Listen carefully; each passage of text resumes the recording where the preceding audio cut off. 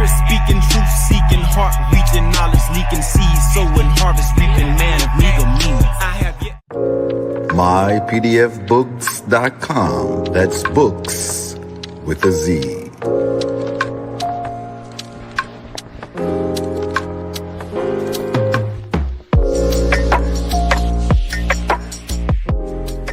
Once again, this broadcast has been brought to you by mypdfbooks.com. That's books with a Z, where reading fundamental. Also brought to you by bindedbooks.com, where treasures are bound. Be sure to get all of your teas at My Eye Son's Teas, the tea of teas, divinely prepared at herbsofmyeye.com. Be sure to check out all of those musical stylings by Brian Hicks Bay at bhbaymusic.com. For your everyday items and religious regalia, be sure to check out morrishaberdasher.com. And for that everyday especial Morris drip, be sure to check out morsachi.com. And all of these companies are powered by ALO Design Pros. Design your online business strategy today.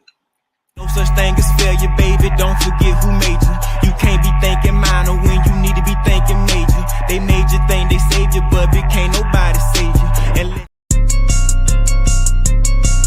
I want love, truth, peace, freedom, and justice at least. I need it for all my peace because it just isn't me. Unbuckle the shackles up off your mind, you just been released. How can I get you to save yourself if I can't get you to think? If wisdom is water, the water is well, but how can I get you to drink? We've been hoodwinked and blinded, kinda hard to get you to see. Cause I am not this world and I can't offer you glittery things. I don't have enough dollars to make you quit on your dreams. I can't give you trinkets attached to bills and pull them in strings. Peace, peace, peace, peace, peace. We live. Peace. Peace. How everybody doing? Doing great, Sheik and Noble. How y'all doing today? Doing great. Amazing. Amazing. 1 second, man. 1 second. Mm-hmm.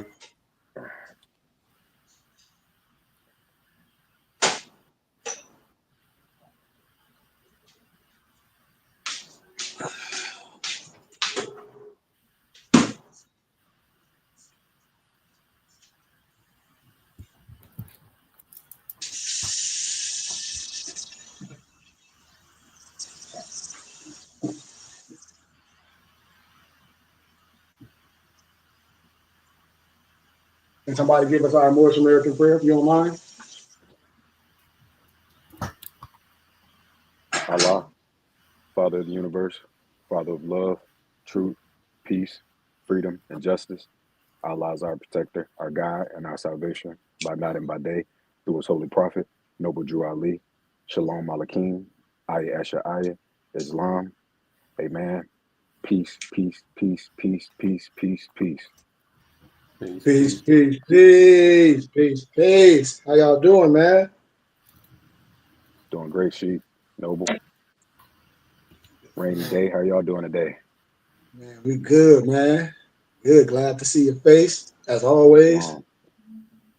Today's Saturday, we're gonna have a great discussion, and as we've been talking about history and talking about things that's written historically and just resurrecting teachings.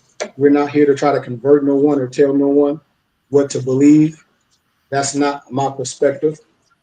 As a teacher, as a map, as a guide, and as a professional witness, this is my job. And I challenge you to research everything that I'm saying. But there's so much we want to talk about today. But just specifically, one topic that I always like to share with people is your family crest. This on my arm is my family crest. That's the Goodman family crest. And my family, the Goodmans, been here in America since the 1800s. Before all that, we have records. Our family been here in 1801 in America, the Goodman family, the family crest. When I say, yes, some people are from Africa, I get that.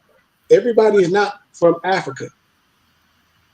No disrespect to no one. I get what people saying, in general, I understand that. That's why a misnomer black man is never going to take the time to research who he is. We too worried about everyone else. Like what we talk about in 1866, right? Yes, we know what happened in 1866, but what about before 1866, y'all? It was something going on. Watch this. What was going on in 1838? Huh? Because it was something going on. It's called the rights of colored men to suffrage, citizenship, and the trial by jury. And the trial by jury being a book of facts, arguments, and authorized historical notices and sketches of debits with notes by William Yates, Philadelphia, first by Merriwew and by Merriwew and Gunn, Marion and Gunn, Gunn, two authors, 1838. 1838. Now, what was in that document? It's something in that document, and I sent it to all my brothers and sisters. I'm not going to go and just read it all. That's what I'll be saying here. It's there. We don't have to make nothing new. The Constitution is going to be our defense. People are under the wrong fight.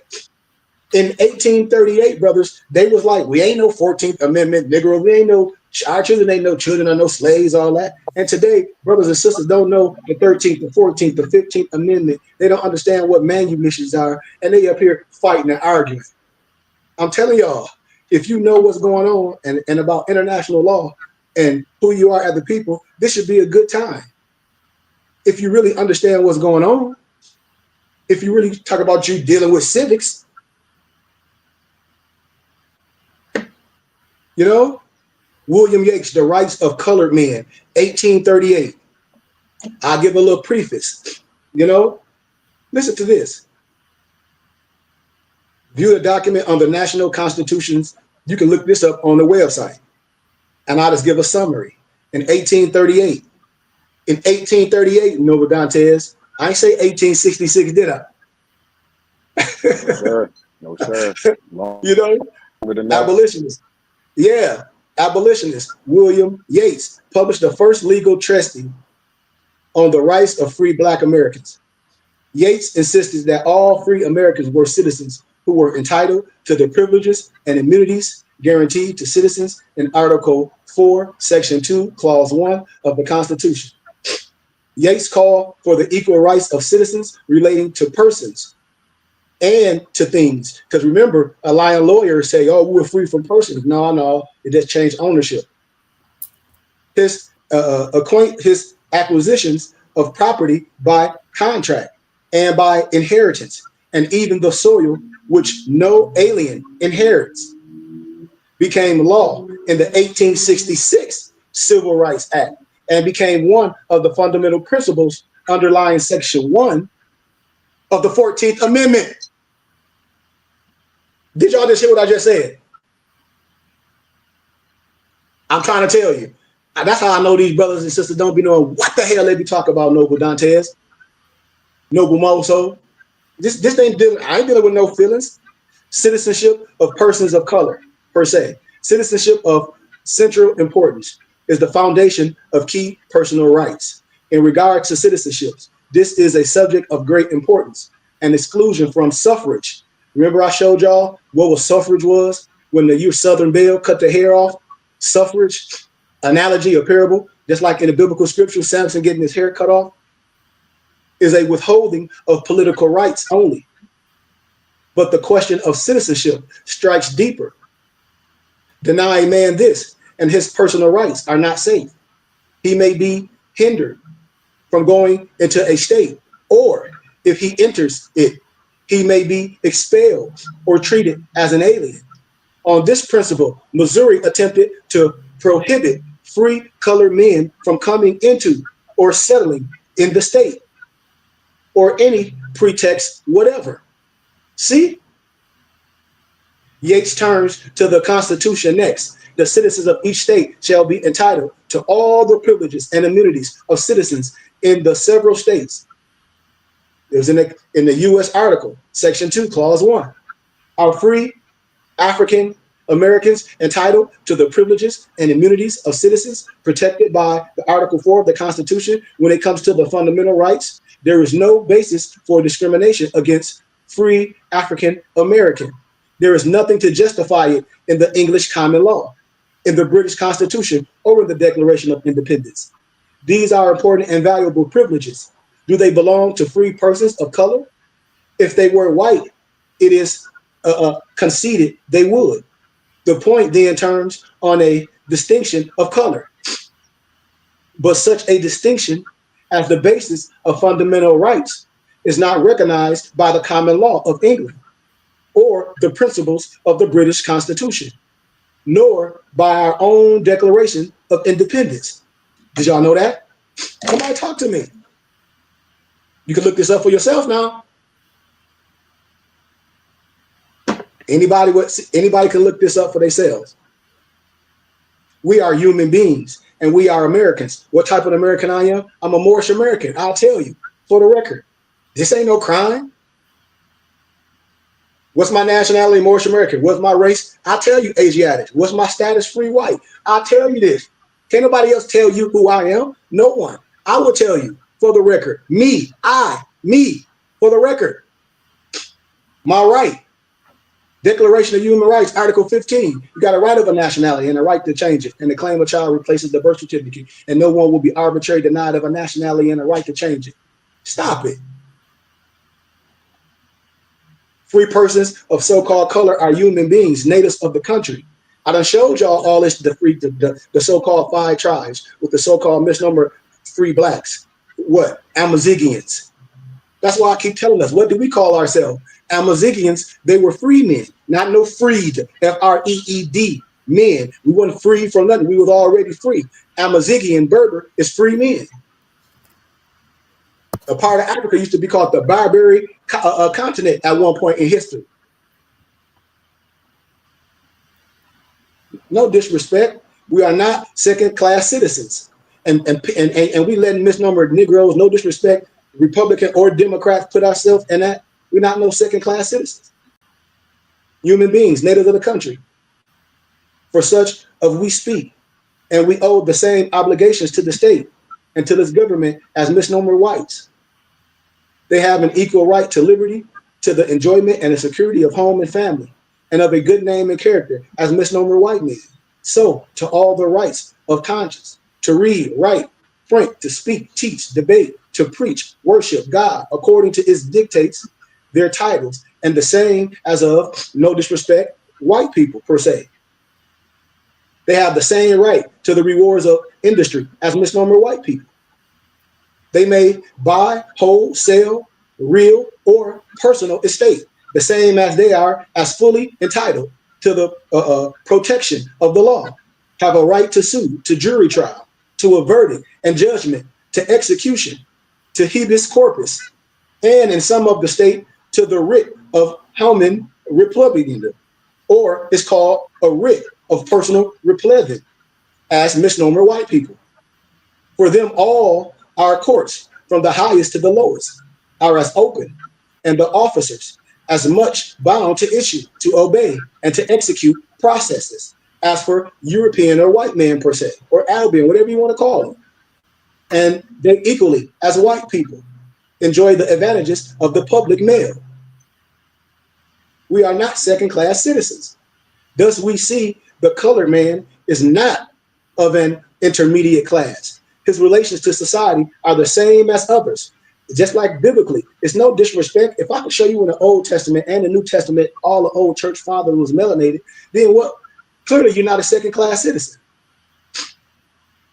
His absolute and relative rights, his rights of persons and things, his acquaintances of property by contact and by inheriting, and even the soil which no alien inherits. Don't no alien inherit land. We inherit families. That's why I keep telling us we're the same. Every favor or right conferred on the citizens by general legislation reaches us, and every requisition demands his obedience. See, bold sentences give the big idea of the excerpt and are not a part of the primary source. I hope y'all just got a little preface of that. Are y'all still with me? Islam.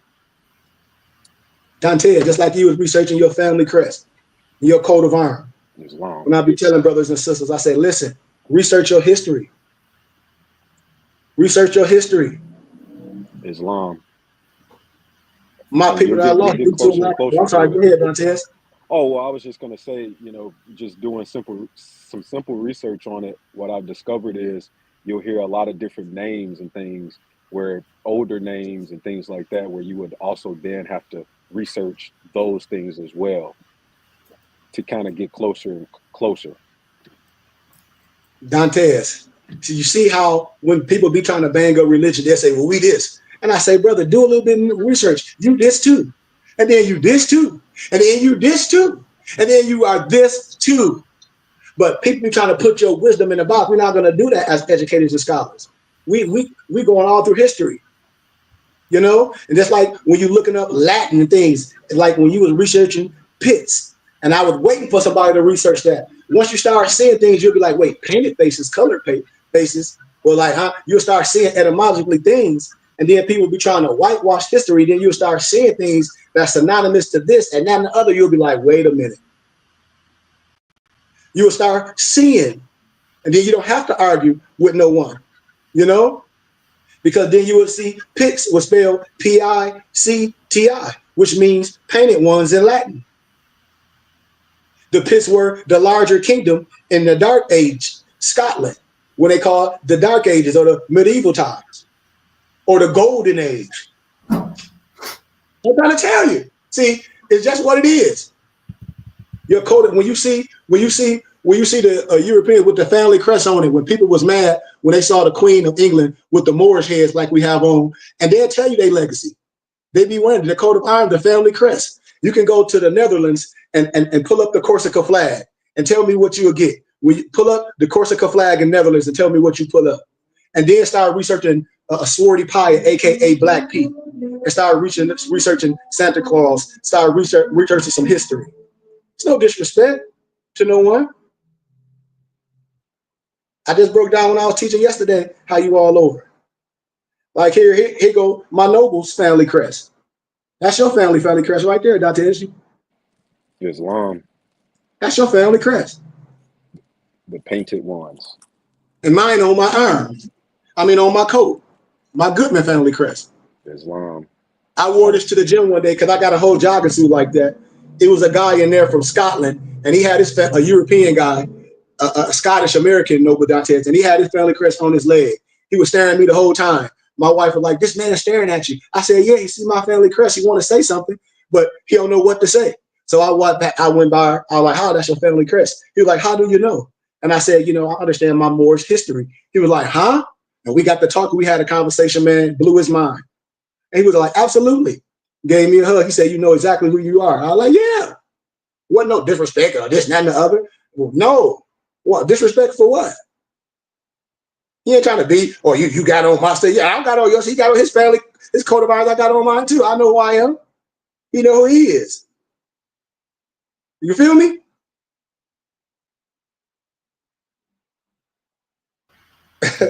Indeed. Islam. And so another thing we was talking about how,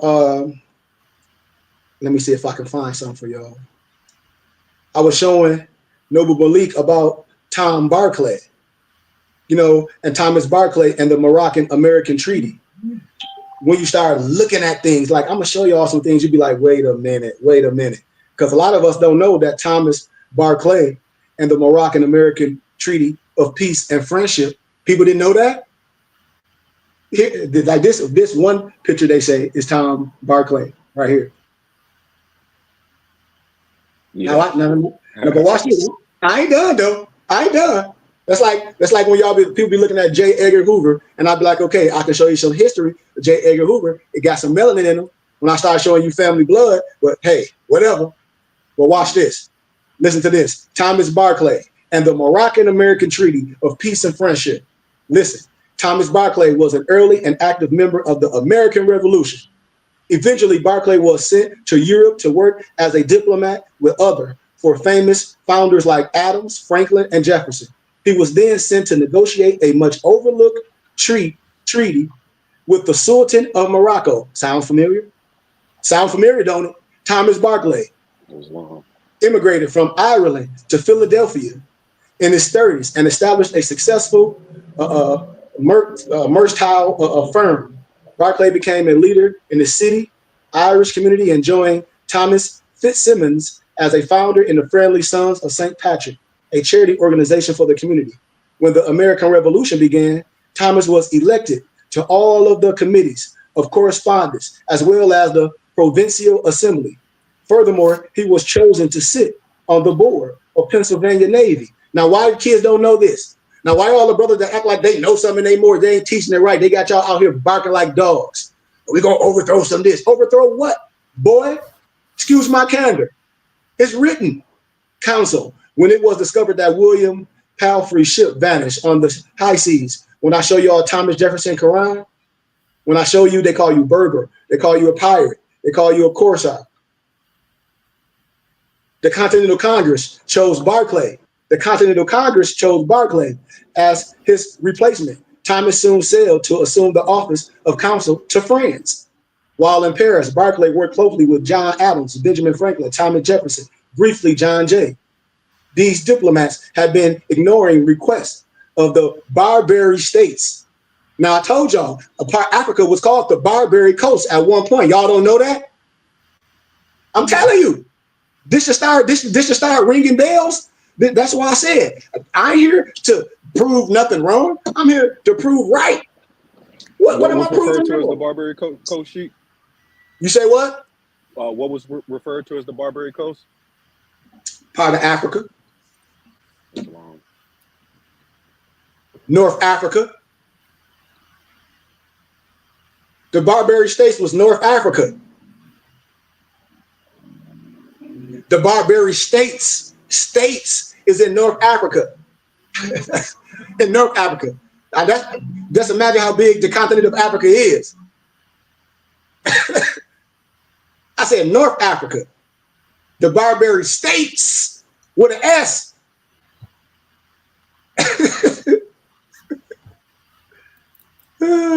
You feel me? Islam.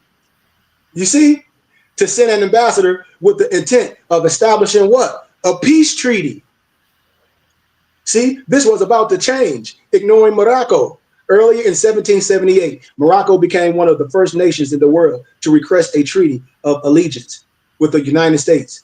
Research the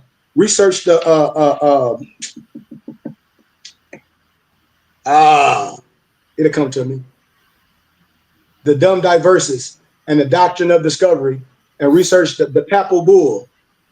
Research the Papal Bull and the Dumb Diverses. You'll start seeing things. And the Doctrine of Discovery. Unfortunately, the ministers in Europe were more concerned with winning the Revolutionary War than expanding their group of friends. So after the Treaty of Paris was signed, and having been ignored by the Americans for 6 years, the Sultan of Morocco decided it was time to get their attention. The Sultan had an American ship, the Betsy, and her crew captured. So I can go on and on and on, but let me get to a good part of it. The Moroccan-American Treaty of Peace and Friendship. Thomas undertook an arduous 5-month journey to Morocco, arriving in the capital on June 19th, 1786, with a draft of a treaty, which was written by Jefferson.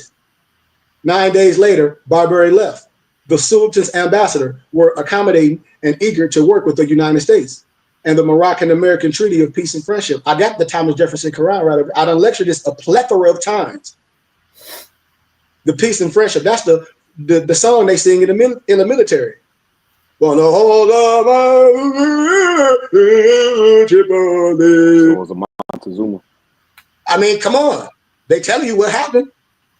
This agreement is one of the oldest, arguably the oldest official alliances still in use by the United States today. Further diplomacy. 5 years later, Thomas Barclay was instructed to return to Morocco. See, the student had passed away, and the sons were fighting a civil war to determine who the nation's newest head of state would be. Barclay waited for the fighting to cease before successfully confirming the original treaty still stood. See, I don't mean no disrespect when y'all see the presidency and y'all see all those so-called, no disrespect, modern Arabs, they got all that money and all that, because when Mansa Musa ruled the earth, he messed up, and then a lot of the sons started to do the bidding of the daughters. I'm telling you, no disrespect to nobody. I could go way deeper with the teachers, and I have proof to show you what happened and how your stuff was took. Just like when we talk about the curse of Ham, when I was breaking it down, it really wasn't no curse to Ham per se, because what happened, the things, your land was took. Your science was took from you. You was a foreigner in your own land. That's what happened. Confirming that the original treaty still stood. Barclay returned to Europe, but was soon asked to go to Algiers and form another alliance. When I show y'all the consular course, I got the documents from Harvard, from Oxford, from Cambridge Library. I already showed y'all. If a U.S. citizen kill a Moor, or vice versa, is a Moor kill a U.S. citizen, that Moor want to be judged in the same parameters of the law as that U.S. citizen. That's the real consular court. Any more get on here talking some mumbo jumbo, they a fraud. They fake it in the $3 bill. Unfortunately, while making his way through Spain, Barclay became ill, and the unknown disease ended his life in just 2 days, still serving his adopted country after more than a decade away from home. Here are some of the founding fathers who served as diplomats across the ocean. William Short, Jefferson's first disciple, Francis Dana, and the League of the Armed Neutrality. Ralph Izard, Journeys to Tuscany. Thomas Barclay has a biography. Through Be Warned. It is very rare and therefore expensive. And they say all that, but I got everything. When people be saying, I got everything.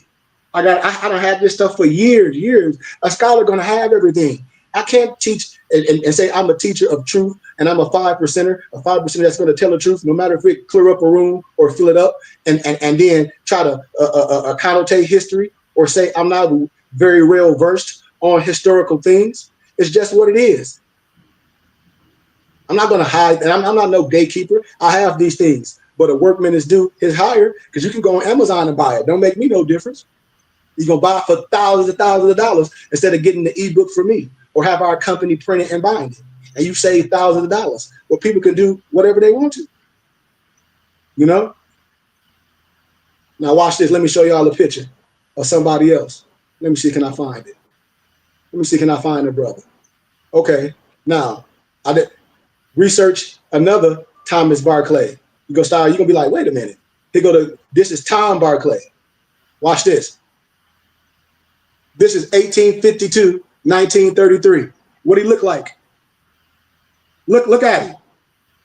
When I be saying Lamar, I say, once you start, look at the brother to me. You dang right it is. Yep. It's like a brother. That's Tom Barclay, 1852, 1933.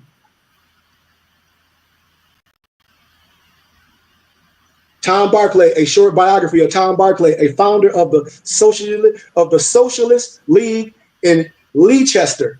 Y'all know where Leicester is, right? Leicester. Research it. L-E-E. Leicester.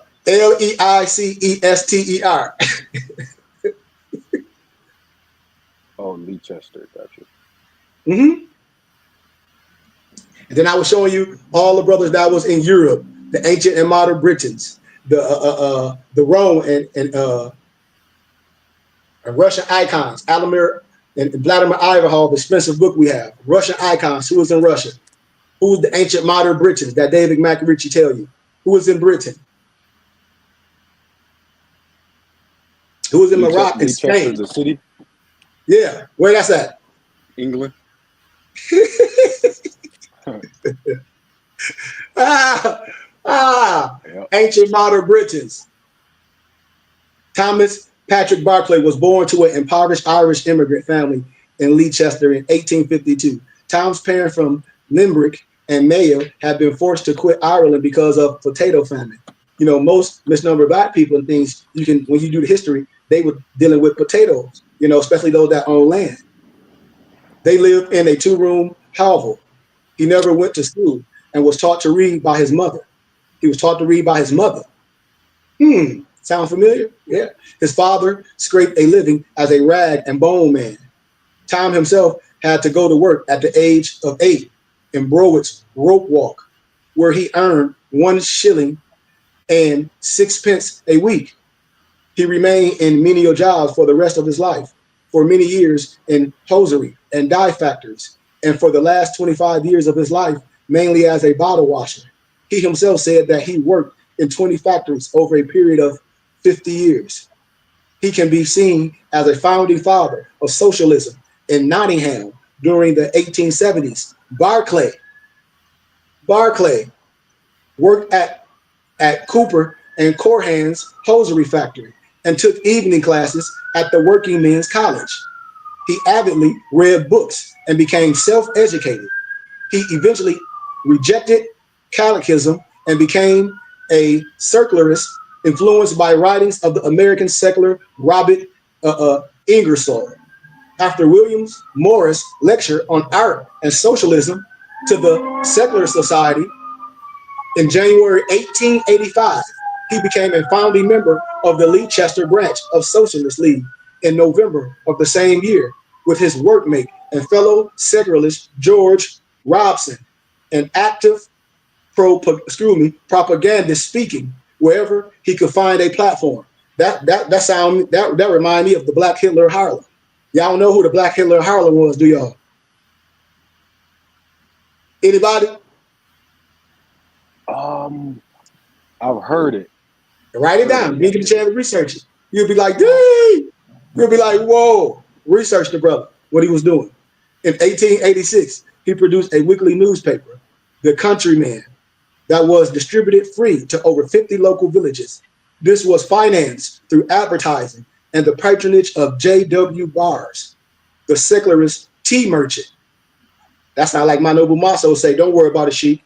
Yep, I'm with you. You keep doing what you're doing. I got this bag. We gonna support what you're doing. And just like Harry Belafonte was telling all them athletes and things like, hey man, no, let the right people do this. That's educated this. Y'all got the money, help this, make the money. So when y'all done, we have a place for us. Keep getting that bag. And it was while he was speaking on the top of a dray car at Humstern Gate one Sunday at Archibald Gorey, died 1941. First heard him speak and was converted to the ideas of the Socialist League. Gorey was one from the middle class and was able to fund many activities over the coming years. And see, and that's just the same thing what I'm doing. I'm dealing with my European colleagues. They like, don't be afraid, Sheik. They're like, if your brothers and sisters have money and don't want to help, come here. It's your mission, but it must be spread and it takes finances. Tom was to note that whenever the train fare to bring a speaker from another town was wanting, or the rent for a hall to speak, it was deficit. Gorey's hand went into his purse, meaning anytime the brother came to do any work, lecture and everything, don't worry about it. Why? I got the people, we got this, you just come. The people here, we taking care of this. Why? Because we got, that's what we're supposed to do. If we want to learn this, and the sum was made up. Leicester had been a center of Chartism as well as Owenism, and had a tradition of open air meetings, which Barclay and his comrades took up once more. Meaning, I say, I welcome this to brothers and sisters from love, but we're not going to be on here arbitrarily explaining stuff and arguing over some fallacy while people pockets out here got holes in them. On March 18, 1888, Tom Barclay met together with Robson, active in the Leicester Amalgamated Hosiery Union, acronym LAHU, Ben Warner on the LAHU executive and the LAHU secretary, Jim Holmes, all these brothers. I don't want to stay too far in that. It's just a rich history of that. And I just want to set a precedent. You know, I'm just setting a precedent of what was here. You know, because I'm on good time because we're gonna bring it in with some science. Just like it's books that I have cost thousands and thousands of dollars, and you'd be like, why? Like if y'all look up this book right here, it's called Identity Regained by Scooty Face, also known as Rosa M. Willis. The Identity Regained, Black Man, You Are Ephraim. Like, okay, so Ephraim is Egypt and all that. And so it's books that's, religious books, and a group of people say they Ephraim. Well, okay, if you Ephraim, then you got to say that your forefathers is a certain people.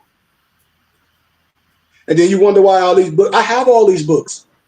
Everything I have, I converted to PDF. That's why I'll be looking at Moors and I'm like, I just don't understand this. But my people are lost due to a lack of knowledge. Here it is. I took my whole academia career, converted books to PDFs, print and bind them, and college people get them, and other people get them, and I lecture, and my own people don't say, wait a minute. And then go on my YouTube page and be like, this man been doing this for years. And even before this man been a holy man in real life.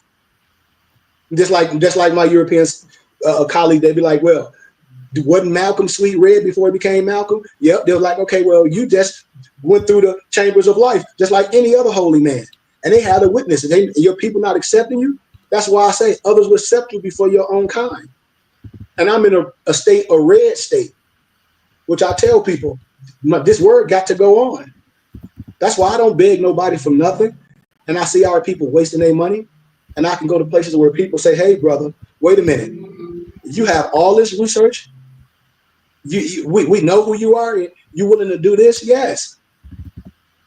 And so these are some of the things that we talk about here at our temple and our school that we bring back to our remembrance from a historical aspect. It's so much history that can be revealed.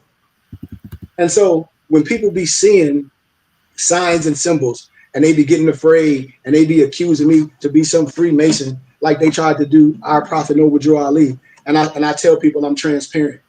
I'm 99 degrees of ancient rite of Memphis and Mizraim. I'm anointed and consecrated. I'm initiated. I ain't took no oath. If I'm some Freemason or some Master Mason and some European or some Negro Masonry, well, you should be able to find the charter.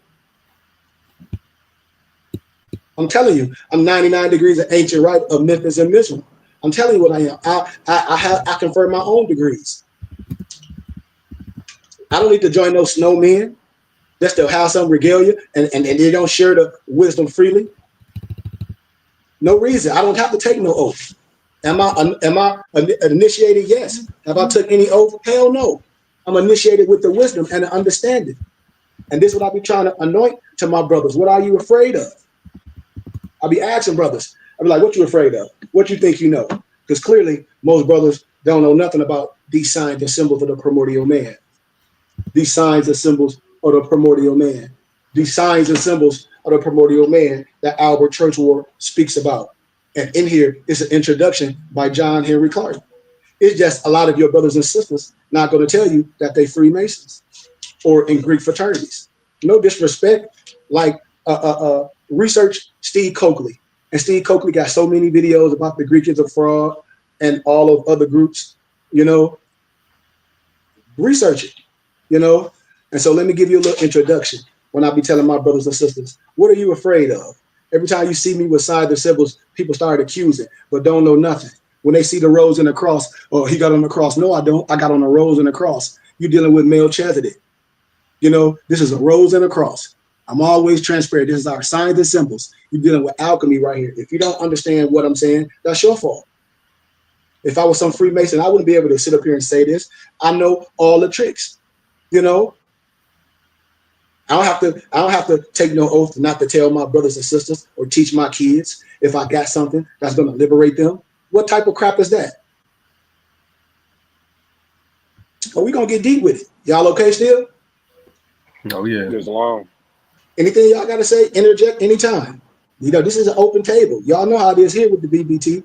But watch this. Dr. Albert Churchward, just like Gerald Massey that wrote Natural Genesis, all those volumes. These was the other man.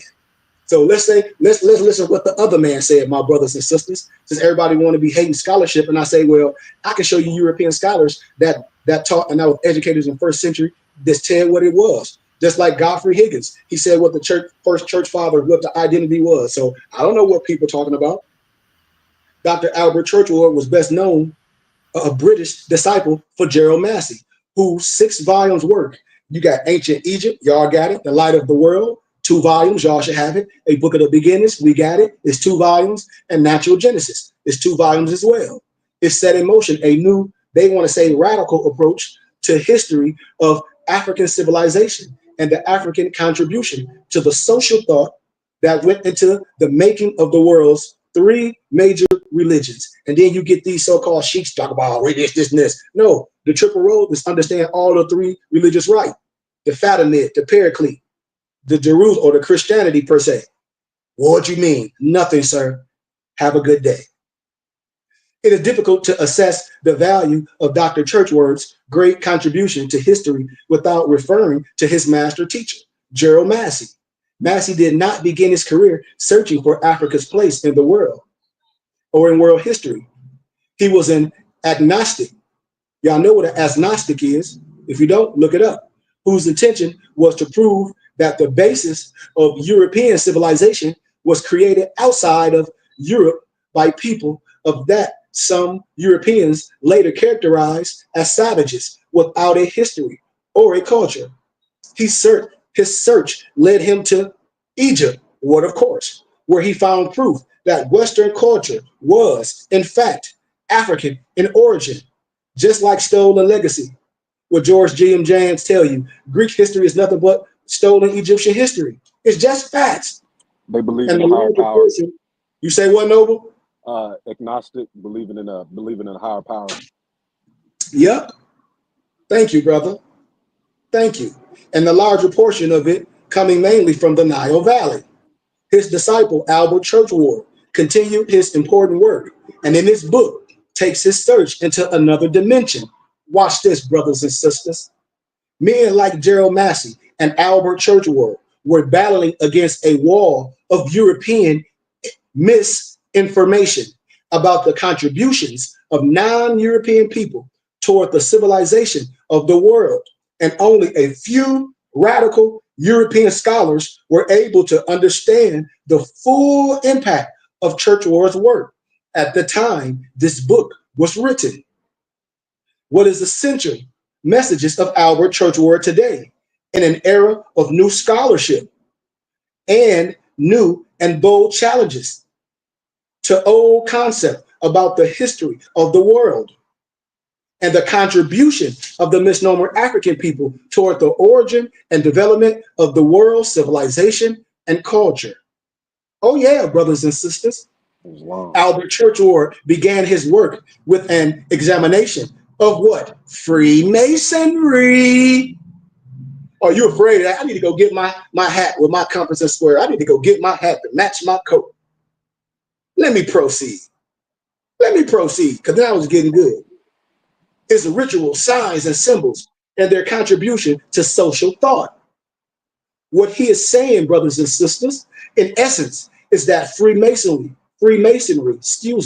was a part of the Nile Valley civilization. By extension, he is also saying, my brothers and sisters, that higher learning, which was carefully guarded at earlier times in history, gave birth to secret societies.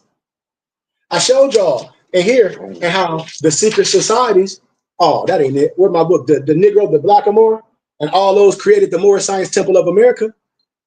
I showed y'all the Nation of Islam had it in the 30s and then reissued in the 60s. Come on, man. It's just facts. What he says, in fact, is that the origin of the university comes out of Nile Valley civilization. African people developed signs and symbols as a way of communicating and delivering messages. It is most unfortunate that most people who today are members of secret societies have no in-depth knowledge of the history of the society and the unifying role it played in the early intellectual life of the Nile Valley. It is through Churchward's examination of most of the known cultures of people of his day that the signs and symbols of the primordial man is revealed.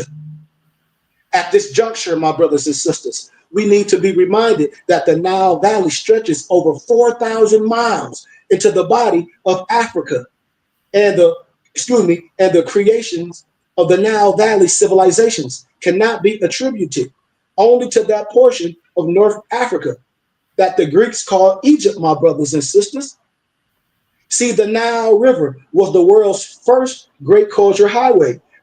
As you was reading about the Pix Noble, Dantes, and you researching history, and as you see all the culture Yahweh was by the water, you're going to be like, wait a minute, Sheik. Yeah. It's going to start just connecting the dots. Or skilled in waterways and things. Come on, Noble. Definitely hear about water a lot.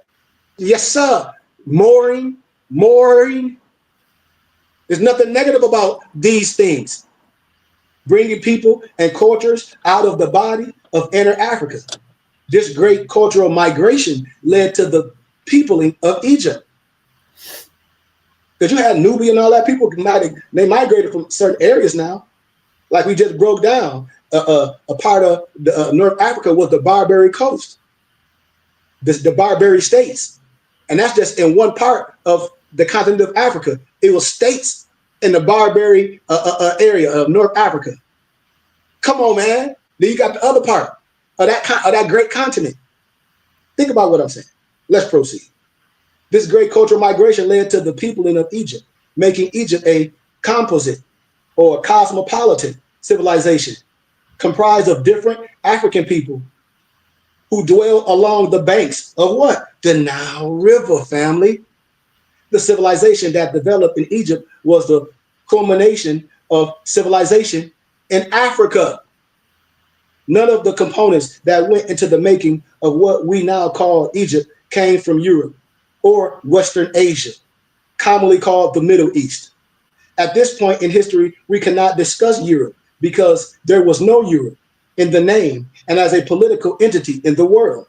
Europe didn't exist. There was no mention of Europe in early ancient history because at that time, family, Europe was busy trying to extract herself from the impact of what? The last so-called ice ages. See, you didn't have no ice age. That's why people be saying, a caveman, let a person be the caveman. So if you're a caveman and you didn't have this in schools and we can prove that we had schools and running water, why would you argue with a caveman and somebody say that they're a Neanderthal? Why? I'm not wasting my time. I'm not. It's long. I'm not even going to waste my time. Surviving just because the European will tell you that what they are, Anglo-Saxon. And I show y'all European scholars that say it. They're like, well, Shiki, that's telling the truth. The Europeans say the Jews that say they are Jews, they're not. And they're like, what you mean? You know what I mean? My European professors will say this in that context when they be trying to make everything the color of you is bad and everything in the color is describing all the church fathers in the Old and the New Testament. Don't be mad at me. Surviving and just staying alive was the most serious thing that the European were engaged in at that time in early history. That's all.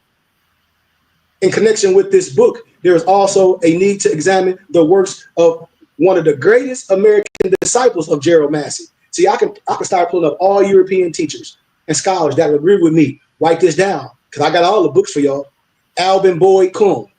Alvin, Alvin Boyd Kuhn. Research what he said.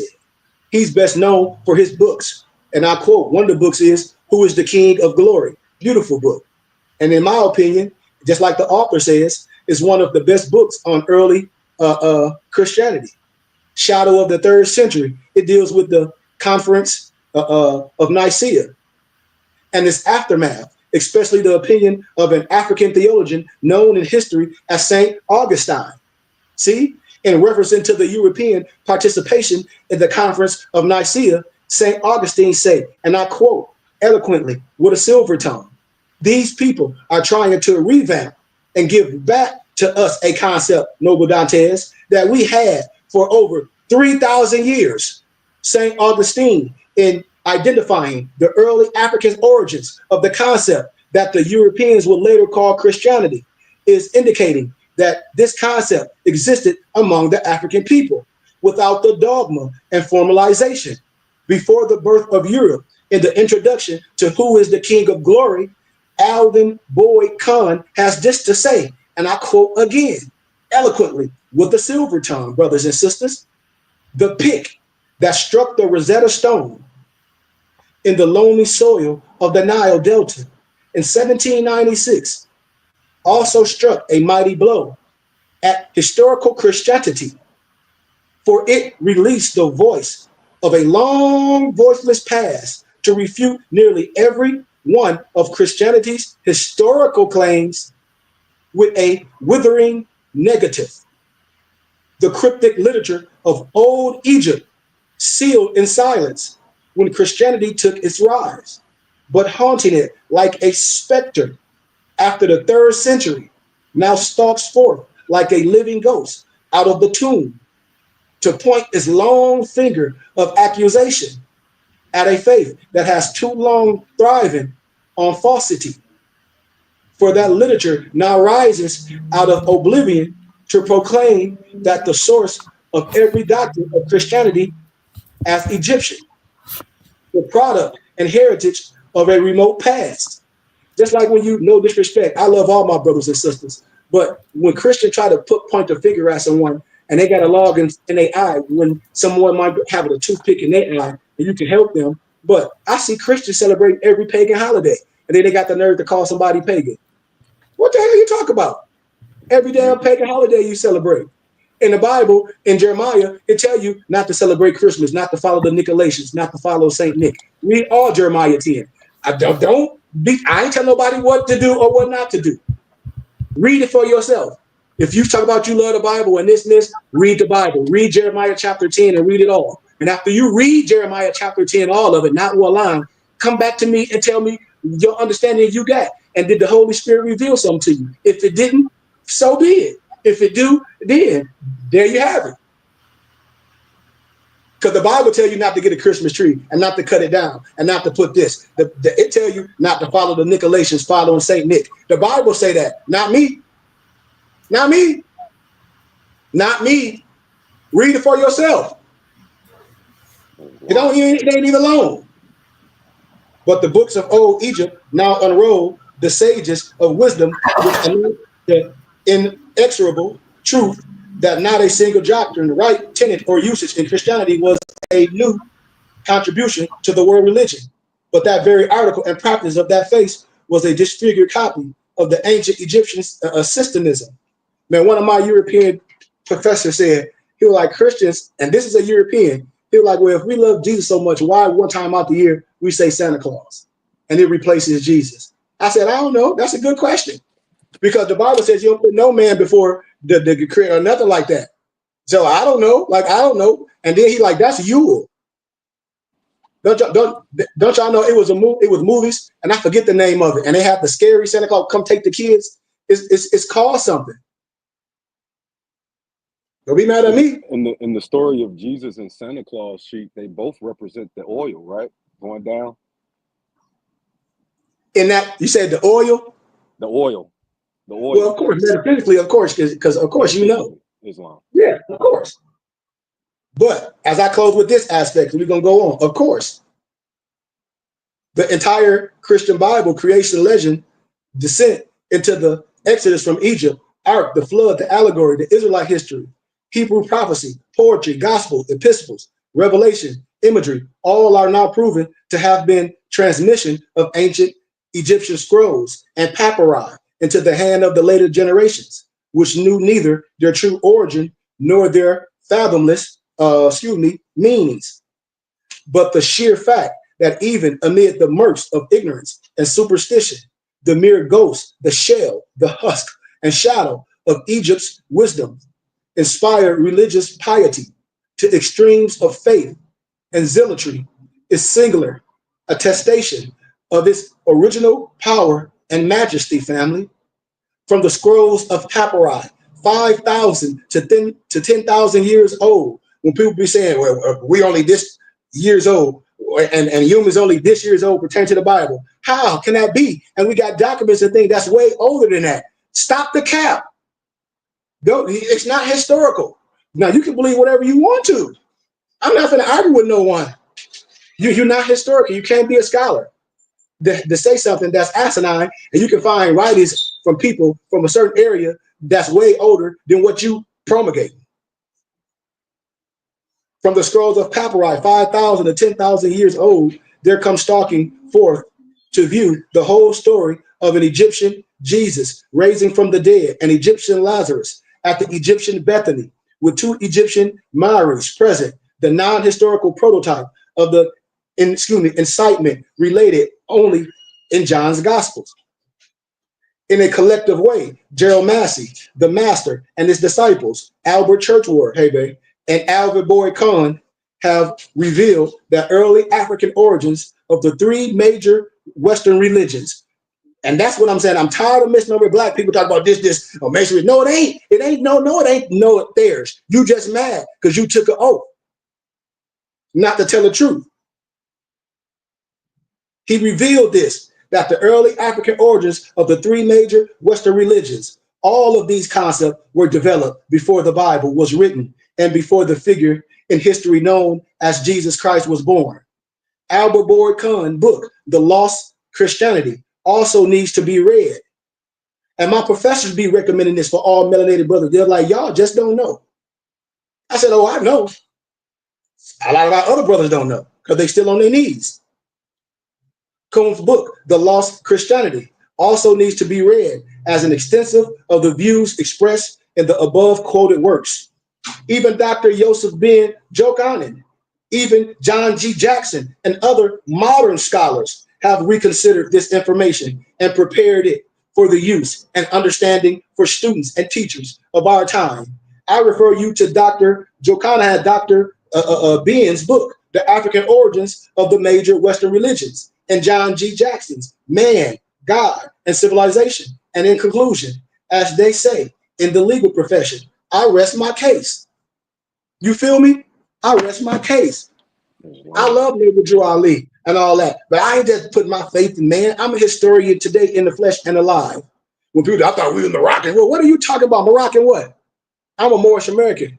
Why I say I'm a Moorish American? Because I got African descent or Moroccan descent, whatever. But I ain't just gonna listen to nobody say I'm some Moroccan. I'm not. No, I'm an American. I'm what? I'm a Goodman. I'm a Goodman first. My whole family lineage is Goodman. Be here in America, own land, cattle, own potato farms. Think of my family crest on my arm. I'll tell you who I am. I don't have no history of no slavery from my father's father. None. Zero. Not one. So why I'm going to promulgate some slave stuff? And then when I say Africa per se, you got to understand the first Americans were African. I understand. I know we can be politically correct. It's right here. What was in the Americans? It's right here. People like, well, that ain't what Noble Drew Ali said. And man, I don't want to hear all that. I deal with the truth of the matter. I'm alive. I don't hate nobody, but I'm going to teach history. And I'm going to drop it on the table. I'm going to leave it exactly how it is, Noble Dantes. So just like people be talking about this science. Okay, I got about 10, 20 more minutes. I'll give y'all a little preface of this science. When people be afraid of these signs and symbols and they don't have no idea of what's going on, especially with this science.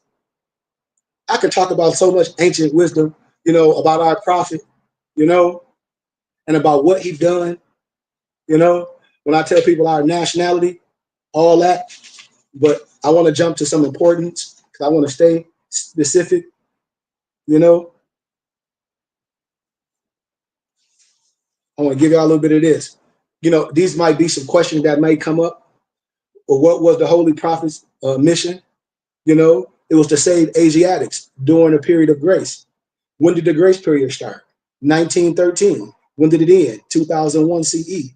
How did our prophet travel? By the compass and square, the same way I did. Explain it. It's in your Moore's Quran. Just like I teach people before you put things on. All my brothers is raised up with wisdom. And they know man over us. I don't give a damn how many raggedy Moorish Science Temple old men out here that's broke. They can't say nothing to none of my brothers and sisters. One, I'm anointed through the temple. I started putting out all the documents that's going to tell the truth. The rest of these cronies just doing whatever they want to. I don't bash the temple or nothing. What I did what the prophet said, create your own school. I don't got to create another Moorish Science Temple. It's already established.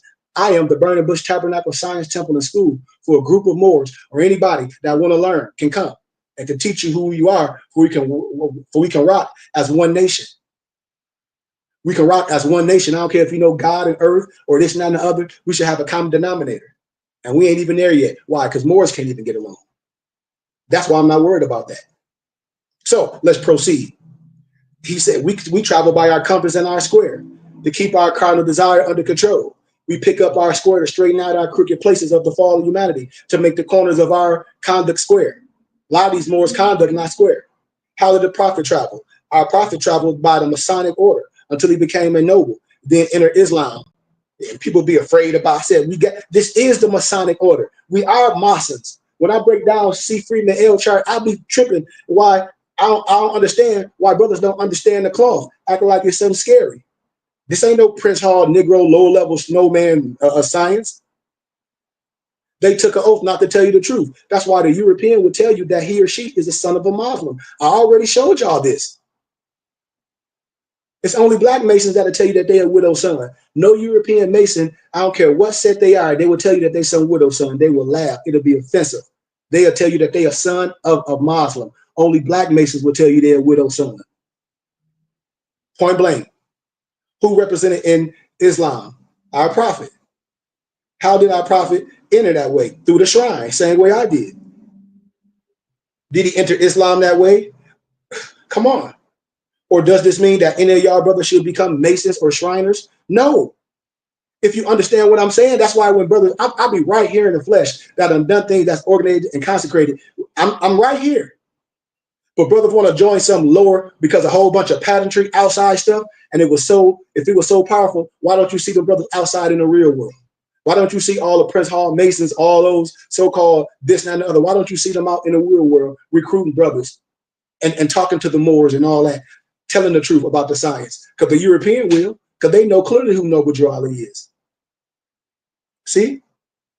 No, you don't need to join no masonry or no lower level snowman wisdom. Why? Why is not? Because the prophet, myself, gave you 32 and 33 degrees in your divine instruction too. And people be like, what? That's why I be telling us. My people are lost due to a lack of knowledge because they refuse to learn. They refuse to learn who they are. All they want to do is file some cheap paperwork and don't understand how we come together. That's a nation. These Negroes want to be sovereign citizens, an oxymoron, listen to criminals, flashing dollars. That's what these Negroes want. When we place the tarba and the mithra is your turban. And people be saying that's what it is. And so when you got that turban on your head, you should know something. Or your captor, aka on your crown. And I delivered the science. That's why all my nobles, they're noble mufti ministers.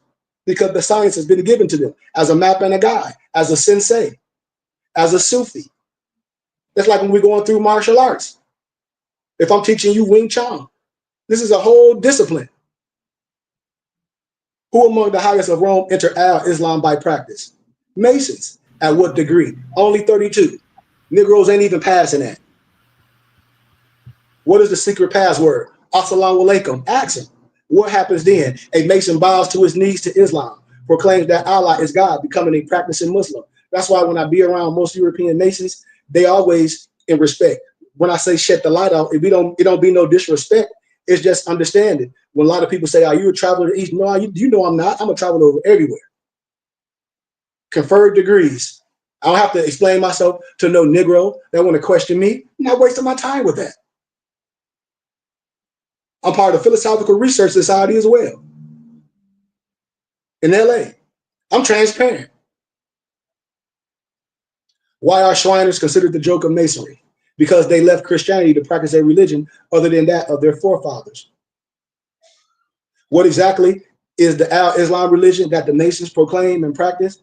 The issues and practices of Arabian mixed with a select version of faith, of the Qurayshite, of the Moor, or Muhammad.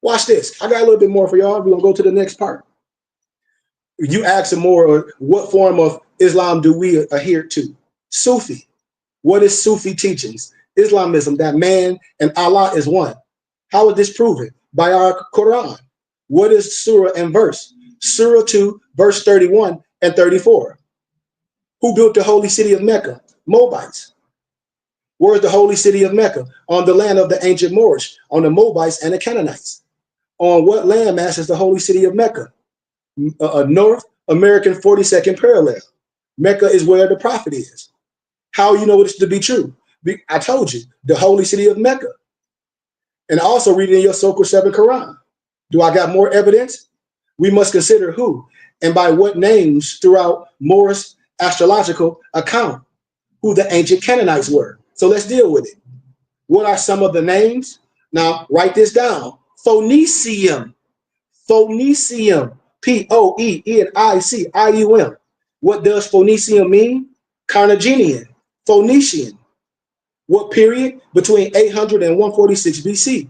The ancient Moorish kingdom of Carthage. What's the modern name of this kingdom? Tunis. Do we have documented evidence? Of course.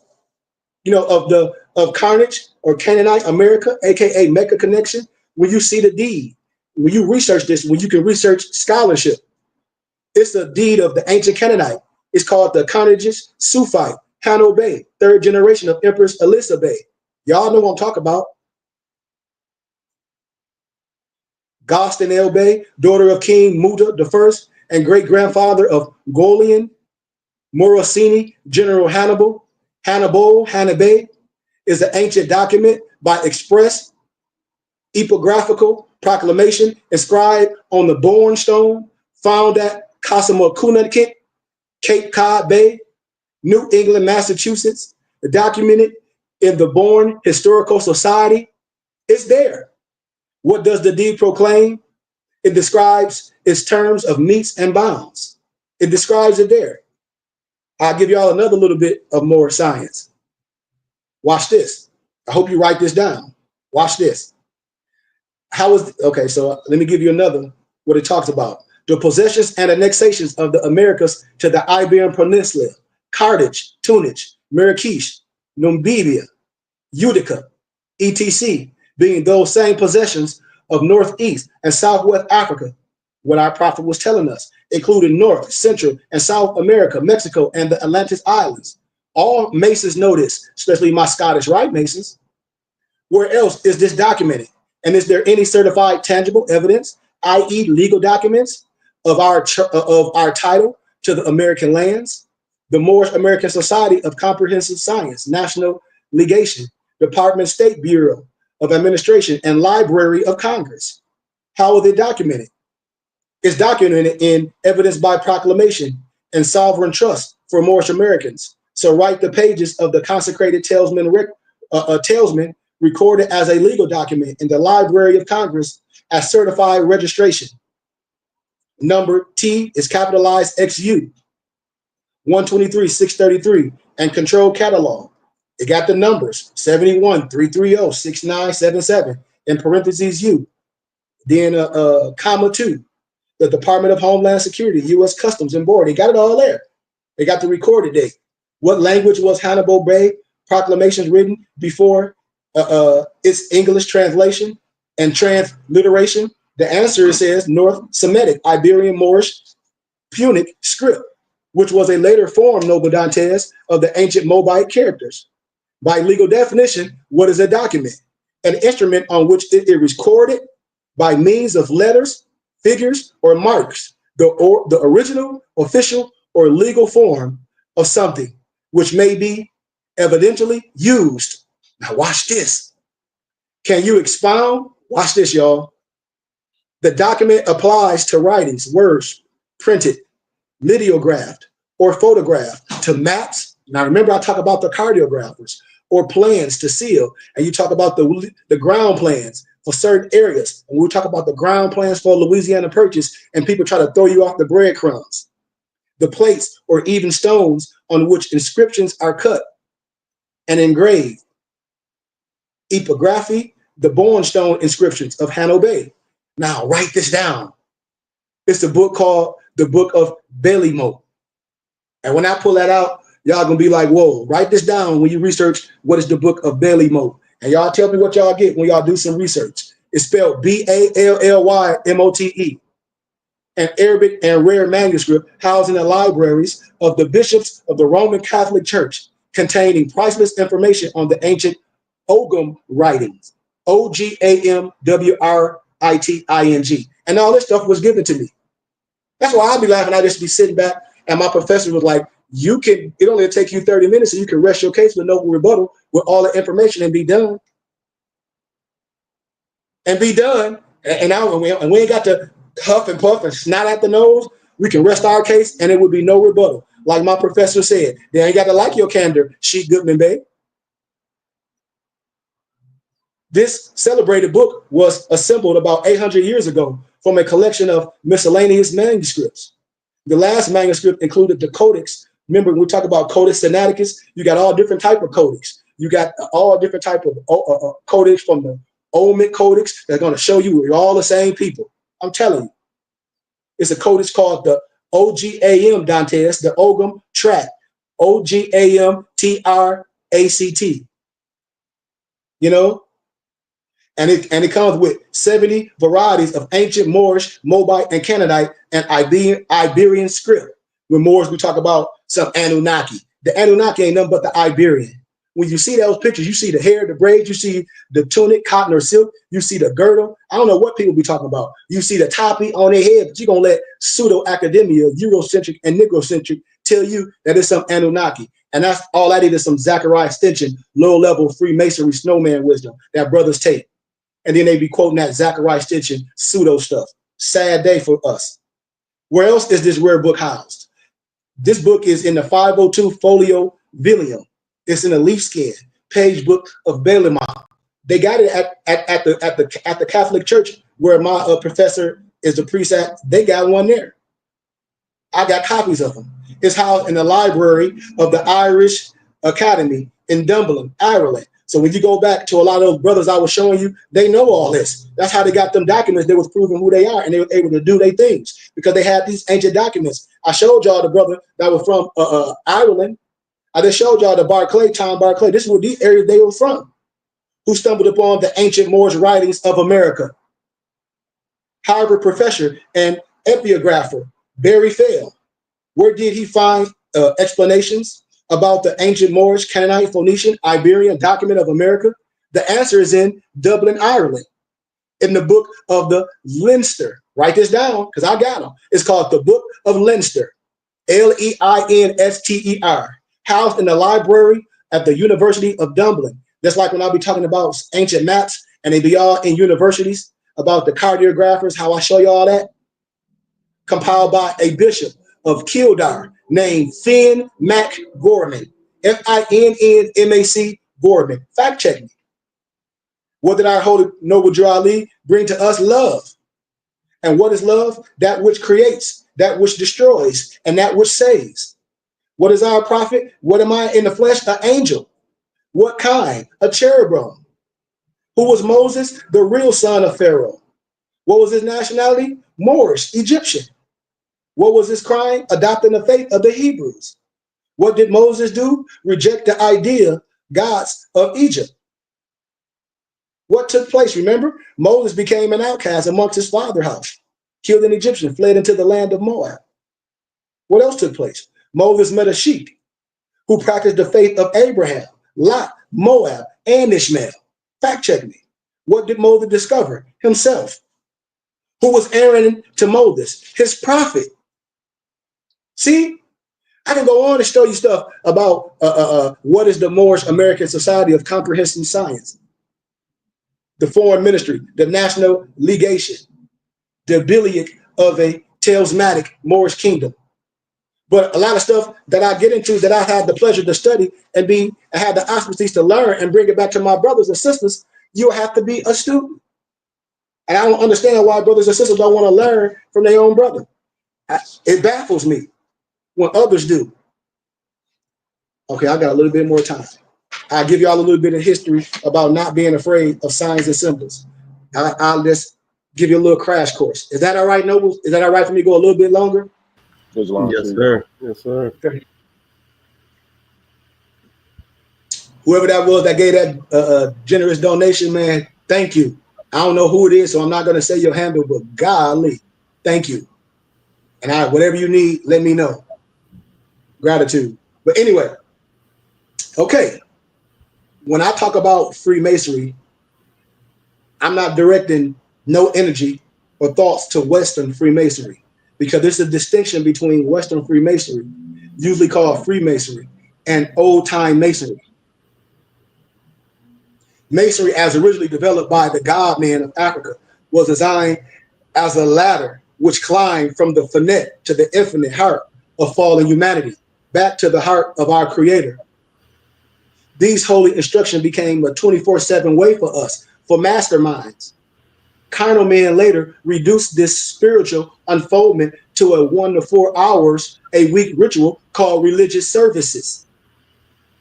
In true Masonry, brothers and sisters, there are a series of tools used to create a building not made by hands, the temple of the perfected man. When Europeans pillaged the universities, the temples, and the lodges of the ancient Egyptians, they stole and killed for everything they could see. And they'll tell you, it's in the history. Collectively, these sacred pathways are called Solomon's Temple. But I can show you what's under Solomon's Temple as well. That's for a whole nother teaching. Later, the stolen tools, the symbols, the rituals were used to build the Roman Catholic, the York, and the Scottish Rite orders, and used against the African victims. That's why in the Bible, Jablel and Jablum and Jablim, what? They killed Haram Abith. Think about it. You can't be mad at me. As my noble Brian always say, think about it. Wrap your mind around it. And had a jubilee. It's in your Bible.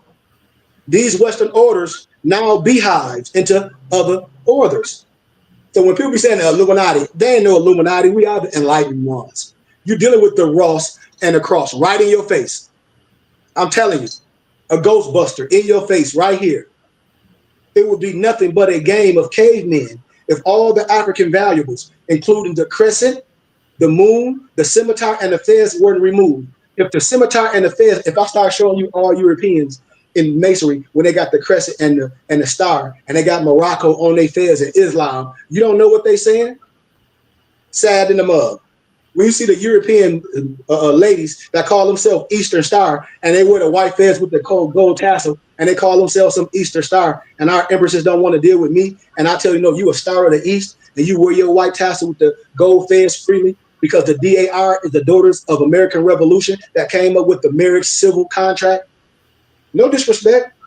Nevertheless, when Freemasonry is used in this science, I'm talking about Western Freemasonry. See? To most devoted Masons, as I'll explain later in another teaching, Freemasonry, a god made of certain European men whom they self-serve religiously. No disrespect. Freemasonry, as one of the most powerful gods of Europe, is the source from which the pale-skinned males drew the strength to give themselves the title of white. No disrespect. Today, white is accepted as a normal and often understood as proper when Europeans are being addressed. Everything about you is black is negative, blackball. We're gonna blackmail them. You know, everything was dark. You go to a funeral, you wear black. Why not wear all white? However, in the ministries of our prophet and what I teach, that's Eurocentric and Negrocentric propaganda. Black mean death. That's right, Noble. What is the title that Satan gives himself? God. When I talk about this, we talk about the mighty fraternal order that all blacks and Negro and colored people call Europeans their God. No disrespect. Every time they call them white. No, and I'm saying because it's nothing behind that. Watch this, y'all. The bit of trivia is simply to direct the interest of the magnitude of the works of Freemasonry and its impact of the profane world, forcefully isolated outside of lodges. I heard an empress on YouTube and somebody sent it to me, and I'm being straight up because I'm always be transparent. And if you won't hear Empress, I feel sad for that type of people. She talk about she getting harassed by Freemasons and all this. I said, that is not how Freemasonry works. If there's some Freemasons harassing you in your city, that's men for what? For you speaking the truth, that's a gang. And they need to be sit their butt down. Why should some group of Masons be messing with some women for speaking the truth? And you say you got something that's so good for misnomer black people, you ain't even go tell the truth. And you wear your fez in clandestine. And you got a potentate over you. And you're not going to tell the truth. And you say you a widow son. Stop the cap. That's why these men are always trying to pick on women. And I say that's whack because it's a cult. They don't know what they're talking about. And all this stuff is free. And I'm telling you right here, as a God man, watch this. Watch this. All the grips, the signs, the passwords, the rituals is purposely admitted for what I'm going to say out of respect of intentional and ill-placed secrecy of faithful and revealing facts. The European is not necessarily for the true manumissions to the people of Africa. Basically, these are mere inners of masonry, recognizing and verifying one's awareness of a certain body that still lie in a particular tomb. The purpose of this, watch this, is to merely to breathe life into the unconscious psyche of the Moors, but to exhume our bodies whole as a people, intact as a nation. Surely, as Brother Yahshua told John in the biblical scriptures, the truth can make it free. The truth can make it free. Don't you want the truth? Or you can't handle the truth. In any case of raising the dead, being the handiwork of masterminds, it's always the conquest of that illusionist obstacle between dormant life and the certainty of its resurrection. As the entity of Freemasonry and the role it played in the resurrection of the so-called Negro people, if a person needs to get from Wednesday to Friday, he or she must go through Thursday. You see? And if it's not disrespectful to go through Thursday from the day through its night to reach Friday, it's a necessity. So in the course of human events, it's just as natural fact. Someone put Friday behind Thursday. Like so, when one wants to get to the tomb of the unknown nation, buried underneath the Constitution of the United States, where the unconscious African rulers lay in state, he or she must go through the secret seal of Freemasonry. This mighty fraternal order is a secretly sealed stone of an opposition that guards the entrance of the dismal crypt. Don't y'all see when y'all saw Thor and y'all saw Idris Elba as the gatekeeper, the person at the door that let everybody in? History occurred during the later few centuries, reveals someone placed these events in certain order. All my European Masons know. They say you just Melchizedek, sir. I know. Today, Freemasonry stands as the major blockage to a lot of Negro, blacks, and colored people. I know a lot of Masons that's preachers right now and will not tell the truth. And I ain't got to say their names. I know them. I went to high school with them. And they Prince Hall Masons, and they get in the pulpit and will not tell the truth. Still today. I say, why not? But they be smiling like a Chester cat, showing all their teeth with their regalia on, but won't tell them what that regalia means. You'll never see them with a fez on in real life. Ask them why they tassel pinned down. Ask them why they fez got pentagram instead of circles. If it's so prophetic for brothers and sisters, why you ain't teaching the whole world freely? Why you don't got junior Masons and all that? Ask them.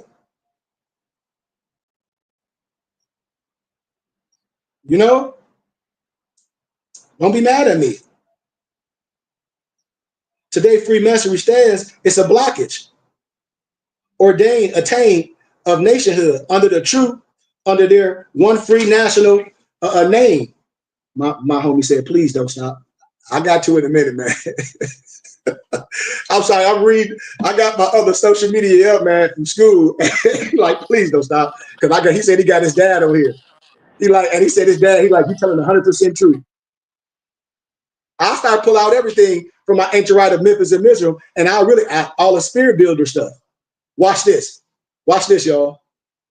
To understand the history of anything, the subject must be placed in the proper light, time, and context. When I be telling people, stay in context. During the past 400 years, per se, it's been hundreds of millions of people on both sides of the end of the whip who have died in awe of the lock on the so-called African slaves. Watch this. It's been countless prayers, songs, sung, books written, laws passed, tears shed, and untold other keys tried. But the old Dutch master's lock has denied entry to them, all of them. This lock is a secret conspiracy entrusted deep in the lodges of Freemasonry. And I'm going to show y'all something. I'm going to show y'all the master key. I'm going to show y'all the representation that the master key for the especial lock. I can't say I'm a liberator and I'm here to teach freedom, that the Bible said, that the God man said, to come and get people out of bondage and slavery. That's what I'm doing. I ain't worried about nobody. I tell people, a Negro killed my baby brother or killed Jelani Goodman Bay. I had to bury my own brother. I had to bury my big cousin, Miguel Swain. I had to bury my friend I graduated from high school with, Michael Blackmore, by a Negro. Do you think I'm afraid to tell the truth? I'll give my life willingly with no problem. Got no fear, nothing. I stand on God's word as a soldier, both feet in. Ain't no lukewarm about me. That's why with my European professors, they were like, that man on fire. I base my understanding on the scriptures. What you afraid of? Well, the Bible says this. No, it don't. If I give it to you and the Bible says this, stop following Nicolaitans, following St. Nick, getting the Christmas tree, and you still do it. But you say, well, the Bible this, and I just gave you the Bible, and the Bible says clearly not to follow Nicolaitans, follow St. Nick. Then you operating on your own understanding. Don't come back to me looking at me crazy.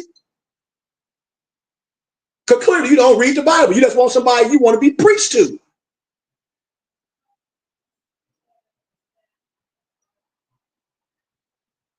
But to understand this history of anything, you got to deal with in proper context. It's been hundreds of millions of people on both ends. Like I said, countless prayers. Now watch this. Only love divine at the age of the touch of time. We say we in the age of Aquarius and we still afraid to teach the truth. Still, we can turn the key that has been locked, a clean and pure nation, from the material world. Watch this. And I understand only Masons above ground would not be offended. See, only Masons above ground would not be offended. What I'm saying, if you're a Mason underground, then of course you're going to be offended. Of course. And I don't care. But Masons above ground, they ain't going to be offended because they know I'm telling the truth, and the truth will set you free. Knowing many of those being exhumed will unnaturally fight the light by defending the darkness of the entombment. So when you get that tomb, the shallow grave of Freemasonry, who was buried there, and they got that tree right in front of it, which is the acacia tree, which Negroes, I don't know what that means. You do know what that acacia tree means. That right there is where they buried you. That's why when I be telling the Greeks and all that, the Greek is a fraud. Jerome, our buddy, what's his name? It'll come to me. All the stuff of the Greek is a fraud. You can pull him up. Stephen Coakley. Pull him up. You know, I'm not disrespecting no one. I'm showing you why we held back. You know? What? No disrespect when I say European. If they say European created everything, I don't have a problem with saying European or Albion or Tralodite. What Master Masons don't want you to know. They call you profane. That what they don't want to know, the profane world, is who's buried there. And your Bible reveals this.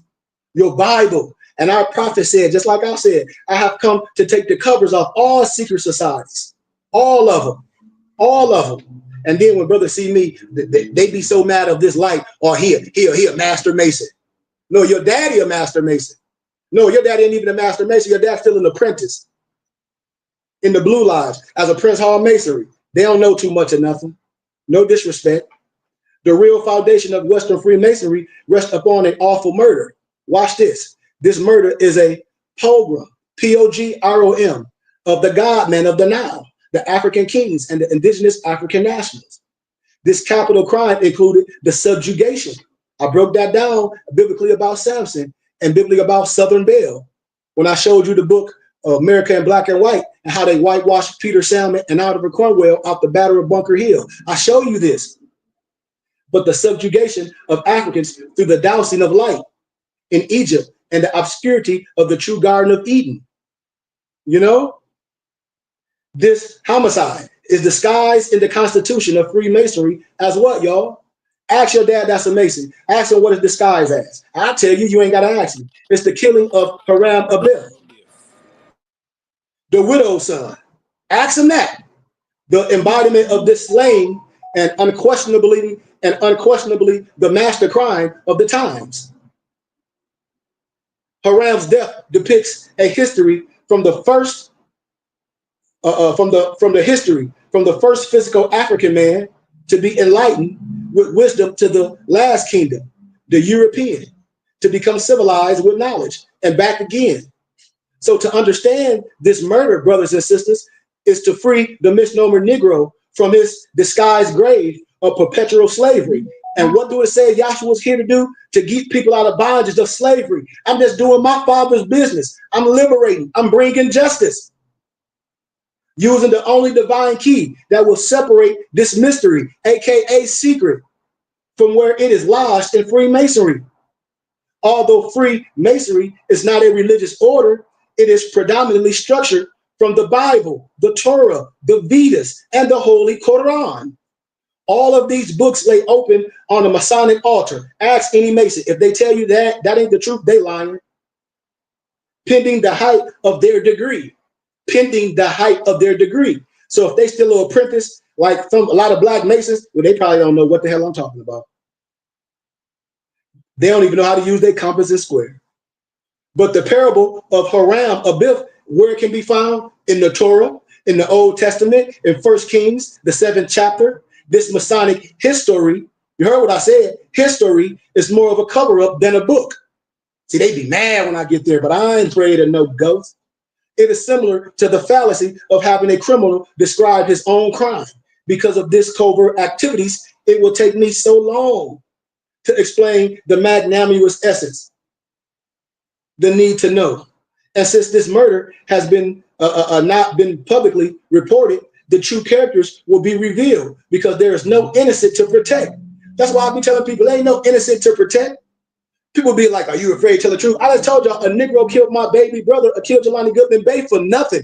Do you think I'm afraid to tell the truth? I ain't afraid of nothing. And my brother is definitely not my enemy. Brother that don't look like, dang, ain't nobody no enemy. I got peace. I'll walk right past you.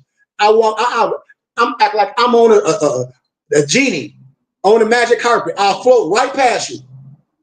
Ain't got time. I ain't debating nobody or arguing with no lower spirit. Why? I only debate my equals. Not arguing with nobody that'll tell you they dropped out of school in the 3rd grade. That ain't wise. Not only has this murder gone unreported, but also because of the great conspiracy. Those who have been most victimized now carry the label black. I told you, put death in front of everything you call black. Dead banks, dead churches, dead marriages. But we still deal with that black. This is the black church, dead. Why you think a black preacher can't be a witness? He gonna get subpoenaed because black have no standing in law. You go confine to your black preacher and they know he gonna get subpoenaed and he gonna have to tell. Why you think the Sopranos always confined to their priest to get that off their chest? Why? Because he got client, a lawyer and client confidentiality. Blacks don't have nothing, nothing. You get subpoenaed.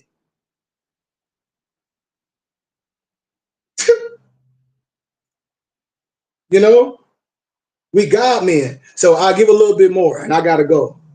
But I told y'all that seek even what's buried in the tomb. Western Freemasonry and African self-mastery, whose ancient educators were centered in Kemet, Egypt. No disrespect. And the European orders of Freemasonry are built upon the letter of universal laws stolen from Africa's grand temples. Everything from the tools, the signs, the symbols. Hell, and like my homeboy just said, he lied. You just gave Albert Churchward telling you what it is. How can any black Mason still go not rock with you unless they got something to hide? That's why I say the European is laughing at us because they'll call themselves a son of a Muslim and we'll say we some widow's son. They built upon the letters, every tools, signs, symbols, the most manifest by the carnal eye were pillaged northward in Europe. At all costs, Western Freemasonry should never be construed as something beneficial to African children. No disrespect. All lodges of European Freemasonry are built upon sciences, tools, signs, symbols, laws, rituals, pillaged from temples and universities, lodges, and pyramids of Northeast and Northwest Africa. Contrary to the Masons' decree of being free, ancient, and accepted, Freemasonry and its establishments today only recently began at the turn of the 18th century. So how can it be ancient? Its first recorded meetings was held June 24th, 1717 in London, England, in a tavern called the Goose of Gridiron. That go back to your memory? The social gathering of English aristocrats. Those are men of wealth. Education formulated the Masonic order out of boredom, and they were the elites. They separated from the have-nots and believed that they could make good men better. James Anderson, D.D., and the Reverend John de Glurius, scientist, philosopher, and third Grand Master Center of the founding rituals upon what they knew of the Egyptian Adept religions of Isis and Osiris. Just like when I talk about the book Atlantis of Latter Days, the ancient book that we got, and the European call itself El Elyon. They know what I'm talking about, but we don't. What was the mother of all world religions and the ancient Egyptian mystery system, the perfection of God and man, has been rearranged into the 3 degrees of Masonry. Most of their structures, both buildings and constitution, were taken from the original African God-man, mainly Solomon, in the building of his temple. I got you, Noble. Gratitude for the donation. Yet the lessons can reach as far back to when the leprous, pale skin, no disrespect, people were first cast out of Amexima. No disrespect. The Encyclopedia Britannica described Freemasonry as the world's largest secret society. Malcolm C. Duncan, but we can dispute that because I showed you documents of the ancient and mystic rite. I showed you in 1800s by Noble Passionate in the Negro of the Blackamoor, which the Al-Islam Muslims with the Nation of Islam had. So I'll give y'all a little bit more and we out of here. The Masonic coffin and Africa's acacia tree. In Freemasonry, the coffin is showcased as an emblem of mortality. Now, let's break these words down in syllables. The prefix mort, M-O-R-T, always relate to what? Death. The word mortality refers to human death on a massive scale. Disease, war, catastrophe, genocide, whatever. So therefore, the West African God-man, who civilized Spain, Italy, Portugal for 800 years, was the secret and trusted keeper of the ancient mystery system of God and man. His infinite wisdom is the true tools which build Solomon's temple. The lodges of Western Freemasonry used a coffin to conceal their murder of this West African God-man. Therefore, the sprig of the acacia, A-C-A-C-I-A, a tree that's indigenous to the continental Africa, is the Masonic tombstone. I can get in Thomas Jefferson Quran. Remember, I showed y'all when they went to see the Sultan, they came back and got flowers that only grew a certain place, and they brought them to the United States as gifts. I don't got time to go get Thomas Jefferson Quran. I got it. It's right in the introduction. Y'all know I'm telling the truth. But the Masonic tombstone now marked the grave of this first man formed in human flesh to indeed be African. An upright 5-pointed pentagram denotes Morocco as his exact West African jurisdiction. Morocco was the capital of the old Moorish Empire.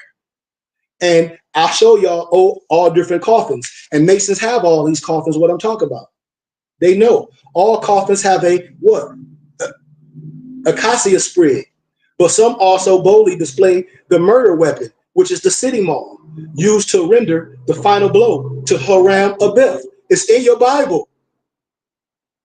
Others show the very shovel of constitutional laws used to bury him in a northwestern shallow grave. We ain't here to overthrow the Constitution when I show you we in the Constitution. Although dead, he was trained to walk around as what? As a Negro, Black, colored, or African American, and never realized himself as God. The fiend existence of Hiram would never enable him to rise from the world's most secret massacre, whole, intact, as one nation, bearing one free national name. And I can show y'all all these tombs. Therefore, if these Western Masonic coffins could talk to each other, they will say the same thing. When I can show y'all the Moorish pentagram, some men mark the tombstone with Negro, black, or color, others with African Americans. We are buried here to rest in pieces as property. The marks are truly slave names that were given to us as conquered West African nationals during the lawful time of slavery, 1779 to so-called 1865. And then I got documents from 1838 showing you the free colored people. And then you saying we were slaves. Yeah, Negroes. I just showed the documents and how we ain't want to be under no 14th Amendment. I just showed you that. And then we were free men, ancient name Amazigians. And people still don't hold on to that. You know, the earth will tremble for truth, but will rejoice and marvel for the divine life being returned to the dry bones, which have been left to dry, nobles, from perpetual mental dust in the noonday sun. I got a little more. What about a Mason being free? Watch this. Make no mistake about it. The institution of Western Freemasonry is an expression of freedom for certain males with pale skin, age 21. I got the charter. With sound mind and body. With the African God-man temporarily entombed for a few centuries, the criminals fancied themselves safe to introduce to the world Europe's version of peace on earth and freedom to all men. Therefore, the suffix free in Freemasonry is of great significance because it establishes the very status of the order and the intent of its members. Our prophet, the same as I have taught us Moors, although you were born free, you will come to know that nothing is free until it is of itself, clean, pure. Be yourself. As water offers freedom for fish to swim, as air offers freedom for birds to fly, like so secrecy offers freedom for Masons to work and not to be detected. When any living thing is free, it is due to the natural autonomy, which offers security and glory of their own prosperity, brothers and sisters. That's why I tell you, I'm not afraid to teach the truth. I'm doing exactly what the Creator told me to do. Teach the truth and teach who you are. The history of European race shows their concept of freedom is acquired through conquest, always been conquest, and where survival of the fittest is the superior law. When Europeans see other cultures, be they human, beasts, fowl, or the sea, living in their natural state of freedom, is viewed as wild, barbaric, uncivilized, primitive. But we were never in a dark age. We were all in a golden age. See, the concept must be reviewed in the light of the historical fact. Europeans were the last people, and it's no disrespect on earth to discover it was not flat and arithmetic is not witchcraft. Still, after nearly all these years, they exalt their version of civilization as being more advanced. How? How? This is just love. I'm just coming with love, y'all. You got to understand this. It's all wrapped up in masonry. All wrapped up. While free in masonry is also a sign of European, no disrespect, parole from the Caucasus imprisonment away from civilized humanity. My European professor, to tell you he's Anglo-Saxon, and he has said, hey, the Jews that say they're not the Jews are from the synagogue of Satan. He said, you ain't got to be mad at me. He said, Caucasian. He said, they Asian from the Caucasus. He said, the Jews that say they're not Jews are not Jews. He said, you can't be mad at me. And this is my European professor. They're like, they ain't gonna tell the truth, but the truth gonna always bust you in the mouth when you lying. It should be remembered that only light of divinity and knowledge was centered and commit of a Kebalan and other continent people by the original families with you. Other nationality people of Europe were completely without any form of education, culture, science. Because when you see on all the map, everything they came to Egypt. Socrates, Plato, Aristotle, they came to the continent of Egypt. These is facts. Basic intellect until the event of Moses and later the Greek called Alexander. That's why they all wanted to be Egyptians adepts. That is to say, the word Mason esoterically means mass of sun. Or when people be saying, oh, this Christmas, or Christmas, it's the Christ mass. Can't be mad at me. You celebrating Yule. Research it. You celebrating Yule. Don't be mad at me. Get your Bible and read Jeremiah chapter 10 and tell me, after you read all Jeremiah chapter 10, tell me what it's saying. If you come and say something different, that means you just don't want to tell the truth. Because in Jeremiah chapter 10, it say, why you got a Christmas tree? Why you cutting it down and putting the silver and decking the gold and buying gifts, following the Nicolaitans, following Saint Nick? Read it all for yourself. Well, now we can, yeah, okay. I ain't say you can do what you say, but stop lying. The masks of sun, in that context, to Masons, all women are widows because they can only sustain and deliver the sons of men. Hence, any man she either marries or conceived by ultimately must be her son and leave her widowed without a husbandman. See, they are therefore free, son of a widow, free from the woman, the widow. Strange programming, ain't it?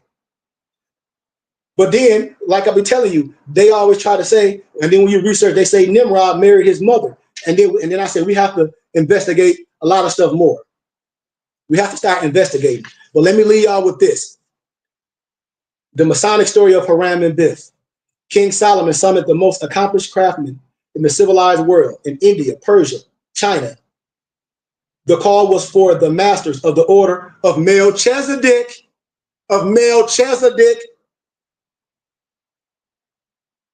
from the sacred school of the Nazarites. This pestilent brother is a ringleader of the Nazarites. Who? What pestilent brother? Yahshua.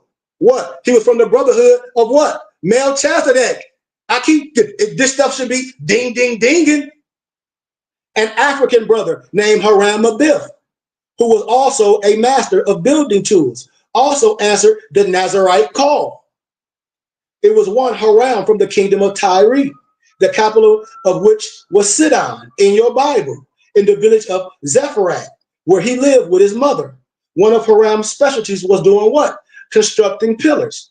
The purpose of a pillar is to support that which is above, that which is below. Hiram's headdress, called the fez, gratitude for that donation, brother, called the fez, depicted the what? The mastery of his craft. Read 1 Kings, the 7th chapter. The other biblical Hiram is from Ty, T-Y-E. Hiram Abiff became what, y'all? The master builder of King Solomon's temple in Jerusalem. And one day, as Hiram, with his tools, was he assigned on his route, the three Ruthens savagely attacked him. It's in your Bible, the three robbers named what? Jablo, Jabella, and Jabloon. In your Bible. Fact check me. They stole Hiram's tools and clothes. The three assailants were from the sun-cursed tribes and were after the secrets of King Solomon's temple and were besides themselves for not being invited to the building of the grand temple. Hiram Abiff stood naked before them, and after they saw he did not have the key to Solomon's temple, the thieves knocked Hiram in the head with a setting maul, killing him at high noon. See that? To hide their crimes, the murderers buried Hiram, where, y'all? In a shallow grave in the northern portion of the kingdom, and concealed the grave with the evergreen planet on top of it, y'all. See, a search party of Hiram, fellow craftsmen, came in need of their master builder. And when the three Jews were questioned whether they had seen Hiram on the straightway, y'all, they each denied any knowledge of him, but were beheaded. They continued their search in the south, in the east, and the west, but his body was finally found in the north. And after 4 long days, aka 400 years, all the king's men could not lift the son of a widow from the grave intact. Only the king. Sound like Humpty Dumpty, don't it?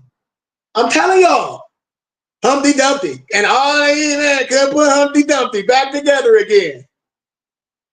Only the king would know the grip, the lion's paw, woo, the master grip to raise Hiram from the grave. And so it came to pass, as our prophet, as myself in the flesh, returned ancient Egypt mystery teachings to the fallen sons and daughters of North Africa.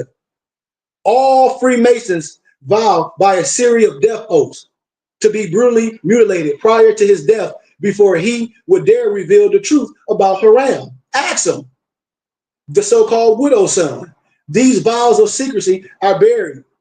Every major and minor setback of Jim Crow, racism, racial profiling, judicial abuse, sustained both physical and mental enslavement of Africans in the misnomer Eurocentric and Negrocentric history of the Americas. These oaths are as serious as open chemical warfare and should not be taken lightly by no one, especially the victims. The true story of Haram Abiff, the widow son, is the reenactment of the entombment of the African family, hereby called Moors of ancestral and legal purposes. This is the world's greatest secret, kept from the human family since Yahshua was kept in India and Egypt for 18 years. That's why these secrets are taught, are hidden. In your introduction of your Moorish Quran. Why? Because these teachers were hidden from you, hidden in India. I'm telling you. Wow. The Red Book tell you about it. That's why I tell y'all, we the silent brotherhood of the East. Don't let nobody get you caught up. And this same African God man can be seen today, right here, looking at me, looking at y'all, as they lay in the state under the word person in the 14th Amendment. Negroes steady fighting that person, that slave, and I'm showing y'all of the United States Constitution. That's what they hold on to, Dante. See, it say person. So that's ownership still. A lying lawyer will lie. Every president must swear under the oath to keep the murder hidden and the body of the new African nation buried. I'll give y'all this last little tittle of the widow son, because somebody just asked me, what's that widow son? Can you break it down? He was like, man, he don't have to cry, brother. No father. He don't have to. That's why I tell brothers don't be, and that's what I've been telling. And I said, yes, we should be crying and upset because this revealing we done join something, we do something, nobody and telling the truth. And he like that. He like, thank you for telling the truth. You're welcome. That's why I be telling people, I ain't afraid. I know European nations. I'm in Arizona. I ain't afraid to tell the truth. I'll give my life for it. I am not afraid. But gratitude for those kind words. Gratitude. Watch this though. Watch this, y'all. I pulled the covers off this infamous so-called widow son. The widow son is a myth made by the minds of Western Freemasonry and cloaked in secrecy. As most lies originate from some degree of truth, or as most jokes are founded upon realities in life. Like so, nearly all the European Masonic rituals, signs, tools, symbols are diluted reflections of African or Africa originations. The so-called widow son is no exception to these fundamental human principles. In European Masonry, the widow son is descriptive of the West African God man, whose code name is Haram Abiff. Haram Abiff, the widow son. Generally, code names are used by what? Secret societies, government officials, military intelligence, and other worldly thinkers to conceal true identities of operations and agents. Code names are what? Nom de plumes. Trickle down to what? Hoi polloi. And used as what? Nicknames, aka aliases, aka stage names, aka pen names.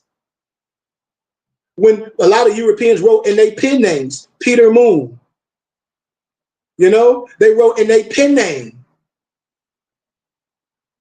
you know, Hakeem Bey, pen name, the European that wrote all the Moorish paradigms, pen names. Lambert Wilson. Peter Lambert Wilson, right, pen names. See, they're not learned enough, Dantes. They had to describe, they had to change who they were, and they told the truth. All Masons that European, they like, you just Melchizedek. No matter the social level, deceptive or false identifications are used to hide the correct and proper person, place, or thing. I'm almost done. Haram Abiff, the widow son, originated from the same European mind which created the name Negro, black, colored people. The same 3/5 clause. The so-called European Jesus Christ, no disrespect, trust and legal tender of man-made gods, formed from the bust of past presidents and of course, America's first sheet of terrorists, the Klan. Other Masonic offerings include Santa Claus, Humpty Dumpty, U.S. presidents, the corporate United States. The average John and Jane Doe citizen would probably croak from shock if they knew all the illusionist contributions to society which were created or promoted in the lodges of Western Freemasonry. Now, the table has been set for learning the truth about the widow's son. I'm giving you science. You should be liberated today. The life of any widow begins with what? The death of her husband, and she has not remarried. A widow is a respected but unprotected woman. So why would you want to be a widow? So that means we unprotected. That mean a woman is out here to defend herself. Who do y'all see the prophet when he on the rock? And he got in his arm. He got the woman. And then we got to put her upright. This is what I be telling about Eastern stars. Y'all missing this. An unprotected woman is a first alert, denoting what? The fall of a nation. When I talk about the atrocities of the single mom, it ain't no such, I'm a single mom. Ain't no such thing as that.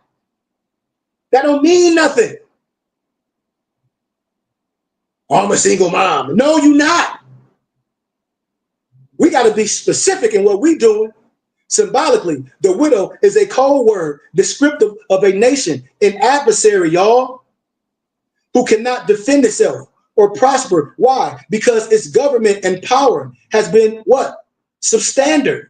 Most churches and marriage bonds had raised her from female to woman to support the high station of wife. From there, she was what? Raised to motherhood, because she alone can do what? Create a God. How? In 9 months. How? Without the sound of a hammer or a nail. Allegedly, Haram Abith, my brothers and my Moorish sisters, the widow's son, prosperity has now been compromised with the death of his father. Secretly, her son code name is Haram Abith, but publicly, y'all, his shallow grave have been clearly marked and accepted as the misnomer Negro, Black, and colored people. I'm freeing us today. If y'all like what I'm saying, man, y'all should be like, man, I guess, brother. Now, if the student can imagine the widow as Africa, a Maxima, a Kibalan per se, and her son, the God man of the Nile per se, then you can see why the furthest thing from so-called Willie Lynch. No disrespect, a European Mason's mind, a Negro-centric Mason's mind, is the possibility of Haram Abith being raised from the constitutional shallow grave, whole and intact, as one nation bearing one free national name. So there was no such thing as a perfect or unpunished crime. Stay with me, because we almost at the promised land. This holds especially true for the great crime of denationalizing. When you're dealing with these goofball Moors talk about they can nationalize you and denationalize you. How can any Negro you met on the internet can nationalize you? And these my Moorish American travel documents. Clearly, that show how retarded you are. And no disrespect, because you think somebody ordered some ID or got an ID card machine off Amazon, and you think that means something, and you're going to put that in people's face. You think somebody telling you to get a world passport, and Moss Def was stuck in the continent of Africa with that stuff. Why would you just don't get a passport with your free national name on it and with your feds? What's the purpose of all this stupid stuff? Slavery and global cover-up. Watch this, y'all. The great God of their forefathers, the major prophets, is us. As I close, there can be no widow, y'all. Watch this. While Allah is the husbandman, got him. Because what do I teach y'all? What did our prophet teach us about the widow's son? The first thing our prophet teach us, and the first thing God teach us, is actually the very last thing any Mason earns the privilege to know. You can ask them who made them. That's the last thing they know. Allah, the great God. Man is a thought of Allah. All thoughts of Allah are infinite. They are not measured up by time. Man himself is not the body nor the soul. He or she is a spirit and a part of Allah.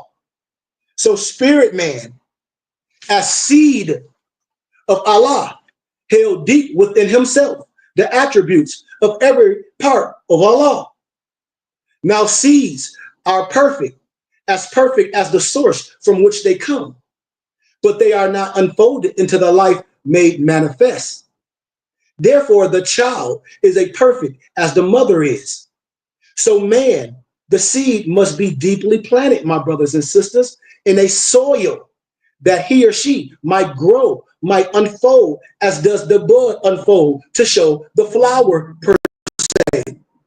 Therefore, the human seed that came forth from the heart of Allah was foreordained to be the Lord of the plane of the soul, my brothers and sisters, and of the plane of things made manifest. So Allah, the husbandman of everything that is, threw forth this human seed into the soil of our soul. It grew apace, and man and woman became what? A living soul. And he and she became the Lord of all the kingdom of the soul. Moors, brothers and sisters, Moors children, there can be no widow. Why? Because God, because Yahweh, because Allah, the great God of this universe, is the husbandman. That's right. You heard me. I said it. The soil of the soul, with her actions of thinking, willing, reasoning, understanding, and remembrance, is the mother within and which Allah planted his spirit man seed in you and I. So therefore, the word man means thinker. If you a man, because I remember I told y'all the Bible says, in what is it? In First Corinthians, when I was a child, I act like a child, I thought like a child. But when I became a man, okay, well, what type of man are you? Because the word man means thinker. Thinker. So man rises, my brothers and sisters, by the elevation of the degrees, what he thinks. His ladder of salvation has 3 steps, which is belief, my brothers and sisters, which is faith, which is fruition. It's in your Moorish Quran, chapter 7, ayahs 25 through 31, my brothers and sisters. Write it down. See, the more rapid your thoughts are, the more like unto yourself as God you become. Your thoughts must be developed by the exercise of strength. That's why man cannot die. The spirit man is one with Allah and is one with Allah and lives and in man. That's why you can't die. While the West African slave trade will forever be. No, I could. Soon, Did you already send us the folders? Yes. Okay. But we should know that. Okay. So I want y'all to know this, y'all. I want y'all, as we close, I want y'all to know this. All nations are her daughters, especially those from Northwest and Southwest. These gods manifested in Africa became known in the West as the rejected cornerstone. Don't y'all know the little TV show, what was it called, y'all? The Boondocks. And the intro, he's like, I am the stone that the builder rejected. Don't. Y'all don't know who the stone is? The rejected cornerstone? Because the misnomer Negro, black, and color is the most redundant of all people. You got to understand this. So I close with that. I can go deeper with the Jabel, Jablum, and Jablim, but I want y'all to just start understanding this. And this is our science per se, and we can't be afraid to teach it. And I'm gonna always teach this science to brothers and sisters. Any questions? No questions? No questions. That was a mouthful. It's long. Gratitude. Like I said, we ain't got to be afraid or walk around like we promulgate something or we prejudiced or nope. Going with that. I'll bring out all constitutional law. We in a constitution. You can't say nothing. I don't care what no old man saying on the internet. I don't care what no Al Islam Mason saying or none of that crap they saying. Oh, we finna do this. And I can teach you how to think high level, all that Ponzi scheme. This is my thing, y'all. If I was known a hustler and I done set the whole my neighborhood up, and then I come back and I'm doing the same thing and y'all still rocking with me, y'all the fools. If I was known in this science and y'all know me talk about, oh, I deal with Bitcoin and Forex, and I done got with some fake Black Wall Street, and I done got with the fake dude, Billy Carson, and I be talking about, and he's one of the most prolific minds in the world, and they talk about Bitcoin, then they try to sell some snake oil and all that. What? How can you trust me?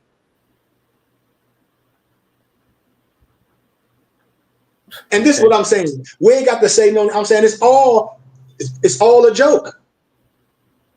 It's all a joke. And that's why I'm telling y'all, especially when they be using the stuff, well, we black men and we know this. So we not black. I don't care if you wear no bandana with a compass and a square on it. I don't care what you quote. I don't care.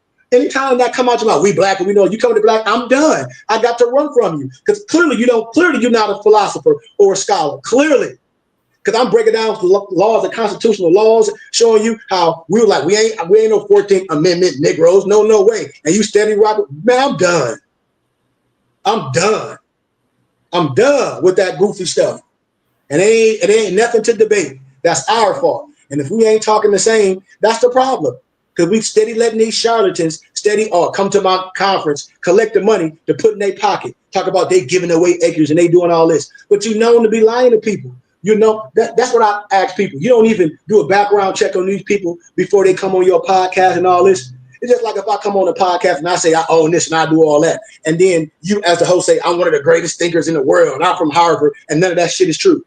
And then you're going to just jump right back in here and act like everything is still peachy. Man, y'all did that together. Premeditated. I keep telling y'all, like, why do we think this stuff is real? Why? And like we can't question none of this stuff. Why?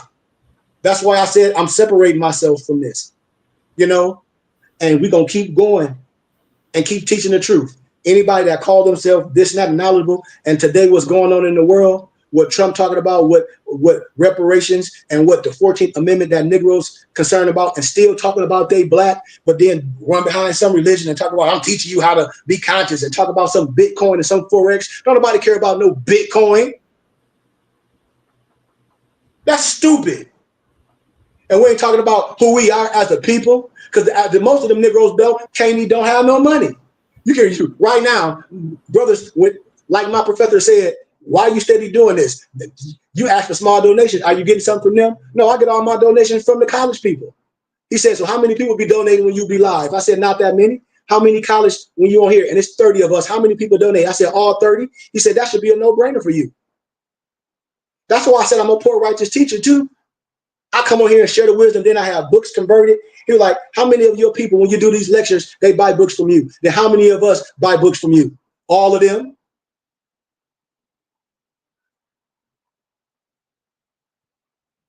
Any questions?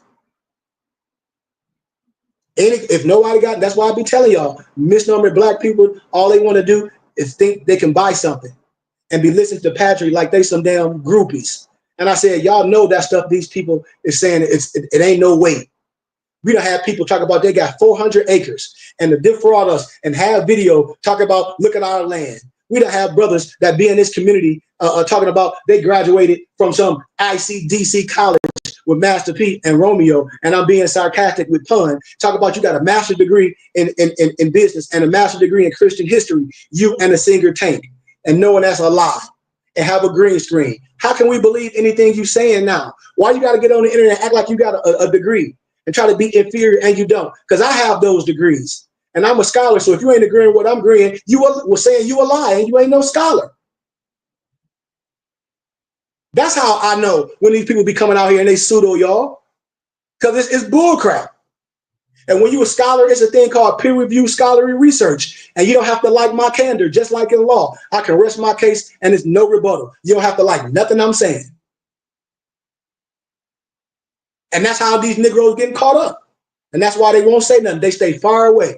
And I'll be telling y'all, what you got out of going to somebody, listen to them talk, a whole bunch of stuff, taking somebody course. Have you made more money? No. Some generated stuff. It's all fugazi. And telling them to open their portfolio and see how much money they really got from their businesses, or is their money coming from you? And there you have it. So I love everybody. Keep your eye open. Please, Noble, subscribe to our temple and school YouTube page at the Burning Bush Tabernacle, Science Temple and School. Come on, brothers and sisters. We need y'all. We need all y'all. Stop holding on like loose teeth, loitering, and be a participator instead of a spectator. So if don't nobody got no other questions or anything, can we get our Moorish American prayer? And then I'll do our benediction and we out of here.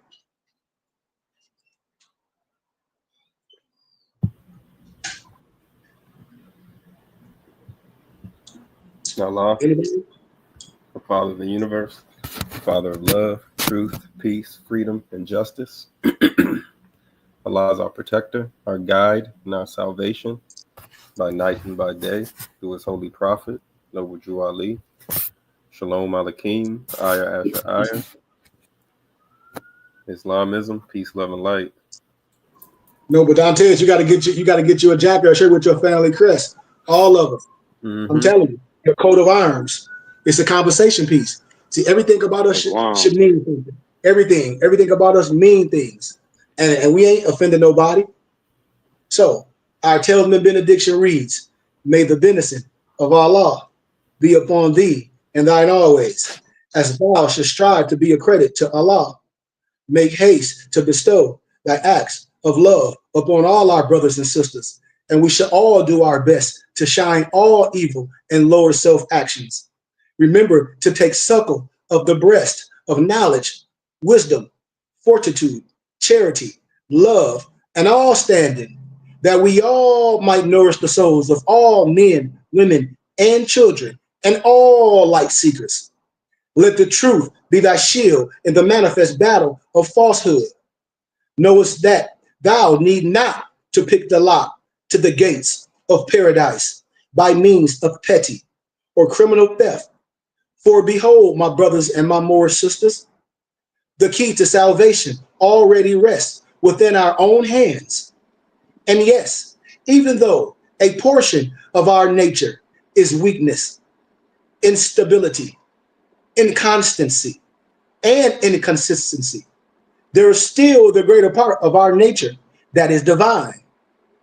May Allah, may Buddha, may Confucius, whatever you call it, whatever you want to rock with, please have a clear understanding, and may it guide you, and may it preserve you, may it lengthen your age, and may it give you everlasting peace. El-Rahman, El-Rahim, Yahak, Ya Muhammad, Ashe, Shalom Alaikum, peace, peace, peace, peace, peace, peace, peace, peace, peace, peace, peace, peace, peace, amen, all that stuff. Hotep, peace. Take us out, Noble Brian of Moso. I love all y'all. High honors to you, Sheik. High honors to you too as well, Noble Dantes. Gratitude for you.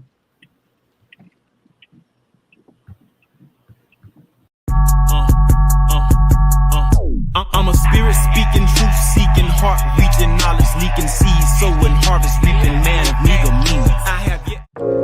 mypdfbooks.com. That's books with a Z.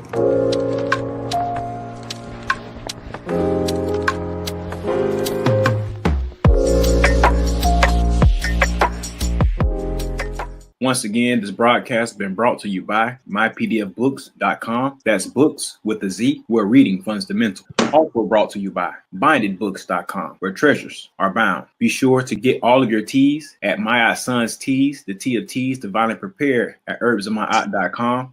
Be sure to check out all of those musical stylings by Brian Hicks Spade at bhspademusic.com. For your everyday items and religious regalia, be sure to check out morrishaberdasher.com. And for that everyday especial Morris drip, be sure to check out moresachi.com. And all of these companies are powered by ALO Design Pros. Design your online business strategy today.